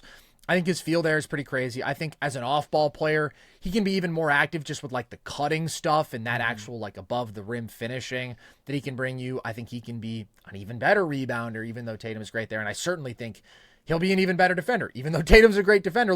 In the do-it-all wing archetype, Tatum has sort of been the prototype for this era. I think that Flagg is more of a true do-it-all forward, but he's not quite as much of that number one scorer. But I think the defense is going to be insane. I think that gives him such a high floor. And then the feel offensively, the versatility offensively, the passing, the on and off ball balance, and the fact that the shooting looks pretty good right now. I think he's going to be an all-NBA guy. I think he's going to be a top 10 guy. And I think he's going to be such a winner. So maybe he's not the number one scorer on a contender, but I definitely think he can be the best player on a contender. Would you sign him to a 10-year, $1 billion contract right now? I'd give him $2 billion. I'd say double or nothing. Whoa, 20 for $2 billion? Will that age better or worse than Magic Johnson's $25 million 25-year contract? I think it ages better. Yeah, I hope so. All right, everybody. That's Can the I end ask of you one this question, episode. Pablo, before this episode goes? We were talking about languages, and I was curious. This is one of my favorite questions to ask people. If you could learn any language on the planet instantaneously, boom, you're fluent right now, what would it be? Okay, so I've already learned some Spanish. I took Spanish all throughout high school and then a little bit in college. Never did anything close to immersion. So I have the bones of it, but I'm not too far away. Okay. There's a groundwork there. Sí. Es no problem para mí. Yeah, so actually you speak perfectly. Sí. Short. Sí, este lenguaje es bueno para mí. Was good? Very close. Was it poor? Well, you would want to say idioma or lengua for language, referring to a language. Lenguaje is slightly different. That refers more to like your diction. So It's a subtle mistake. I'm not gonna count it against you. I give you an A+. Wonderful. So it comes down to, I would like Japanese to travel to Japan and have an easy time there, but I feel like Chinese, shooting me with the Chinese ray might be more beneficial in totality. Yeah. Also because I feel like I might be more willing to learn Japanese on my own than Chinese on my own. So you know what? Shoot me with the Chinese ray. Let's get the amount of people I can speak to up to 1 billion. It's smart. I think it's the right choice. And there's nothing cooler. Like, I've always fantasized as a white guy just being able to speak any Asian language perfectly. I lived in Thailand. White for 2 boy years, stuns. and, like, yes. Is there anything cooler? I mean, come on. Gojo from Jujutsu Kaisen. Yeah, Gojo's just about as cool as it gets. So you got me there. But I guess that's up there. I mean, like, outside of Gojo, is there anything cooler? I don't think so. You know, maybe So a did you Shai speak- Gilgeous-Alexander drive. Maybe a Shai spin move. Well, people are out on him now. Yeah, I don't want to talk about Shai, except for unless we're raving about him. I don't want to deal with the discourse that he gets. Did I learn any Thai? Does this answer your question? Yeah. Lung song sam si ha hok jet pe gao sip. That's 1 to 10. Ooh, is that real? Sawadee kap pom shu kasan. That's hi. My name's Carson. That's about all I know. Is Thailand next to Vietnam or no? I don't think it borders Vietnam. It borders Cambodia and Laos, but it is in the exact same part of the world. You know, Is there any I think overlap they're 2 countries apart. linguistically or no? All the Southeast Asian languages are like kind of similar. I think that they're all tonal. So like in Thai, I don't know what the actual 2 tones are. This is just an example that I remember from the 1 year of Thai that I took. But like different tones give words different meanings, right? So if you say glai, that means near. If you say glai, that means far. Shit like that, which makes languages really hard if you don't come from that sort of a language, which obviously English is not. I can say Pablo or I can say Pablo, and it's all the same. Nice. Yeah. But the you know, meaning Vietnamese and changes? Thai, That is like, crazy. yeah, it is crazy. A lot of Asian languages are like that. But yeah, they're pretty similar linguistically with my limited knowledge. I saw a Vietnamese movie in theaters the other day. It was What was that? Detective Kien, Kien. It was a headless horror. It was a murder mystery investigation with supernatural elements. Is it real? Is it not? It was okay. It was okay. Well reviewed. It's well reviewed. Yeah. Oh, during the Nguyen Dynasty. Very interesting. I haven't seen this. Yes. Oh, yes. I'll have to go see this. Oh, yes. But yeah, when you were speaking Thai, I was like, "Oh, this reminds me of Vietnamese." Yeah. Let's see. Does Thailand? Yes, Thailand does. It borders Laos, Cambodia, and Vietnam. Shows how much I know. What a blast! Yeah. How fun is that? Guys, go on vacation unless you're afraid of snakes. There's snakes there. There are snakes there. One time I had a stare down with a green viper in a tree at my school. It was crazy. There was like a king cobra at the local Starbucks one time. People would get monitor lizards popping up in their baths. There was a 1-foot centipede in the bathroom when my brother was occupied. Pablo, don't ask for details. He was dumping. He was dumping, and he was like 5, and my dad had to go in there and drop an encyclopedia on this foot-long centipede. So, yeah, drop some knowledge on that centipede. See, everyone has two beasts fighting within them. One, your inner Anthony Bourdain. I'll travel everywhere. I'll understand everything. Number 2, scary spiders and snakes and bugs. Don't come near me. Have you? All right. Yeah, no, never mind. I won't ask. No, well, wait, one more. I was just gonna ask. Well, no, because we go like 2:30 usually, so it won't be a drag to anybody. I don't really have to piss that bad yet, so I'll ask one more question. Where's your favorite place that you've been? Anywhere at all? Could be the local Dave and Buster's. Could be anywhere else. I haven't traveled that much. Have you been outside the U.S.? So I went to Ireland as a kid. That's fun. For a clan rally, not a KKK clan rally, but an Irish clan. An Irish clan. I have fond memories, but I was very young. What's it called? and I went to Mexico, but only a resort part of Mexico. But I have a list of places that I really want to travel to. One of which I can't say because I don't want to blow up the spot. So I'll tell you after we end the episode. So promote your stuff.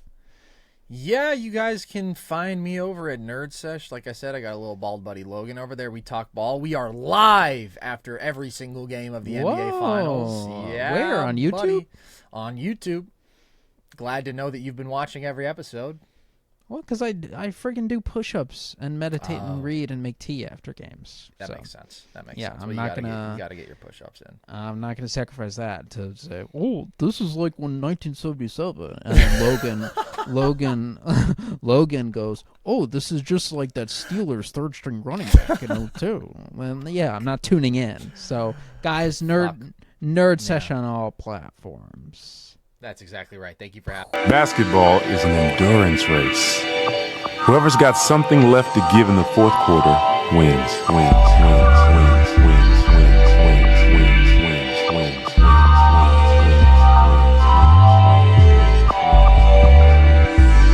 Up tempo means I'm going to run you into the ground.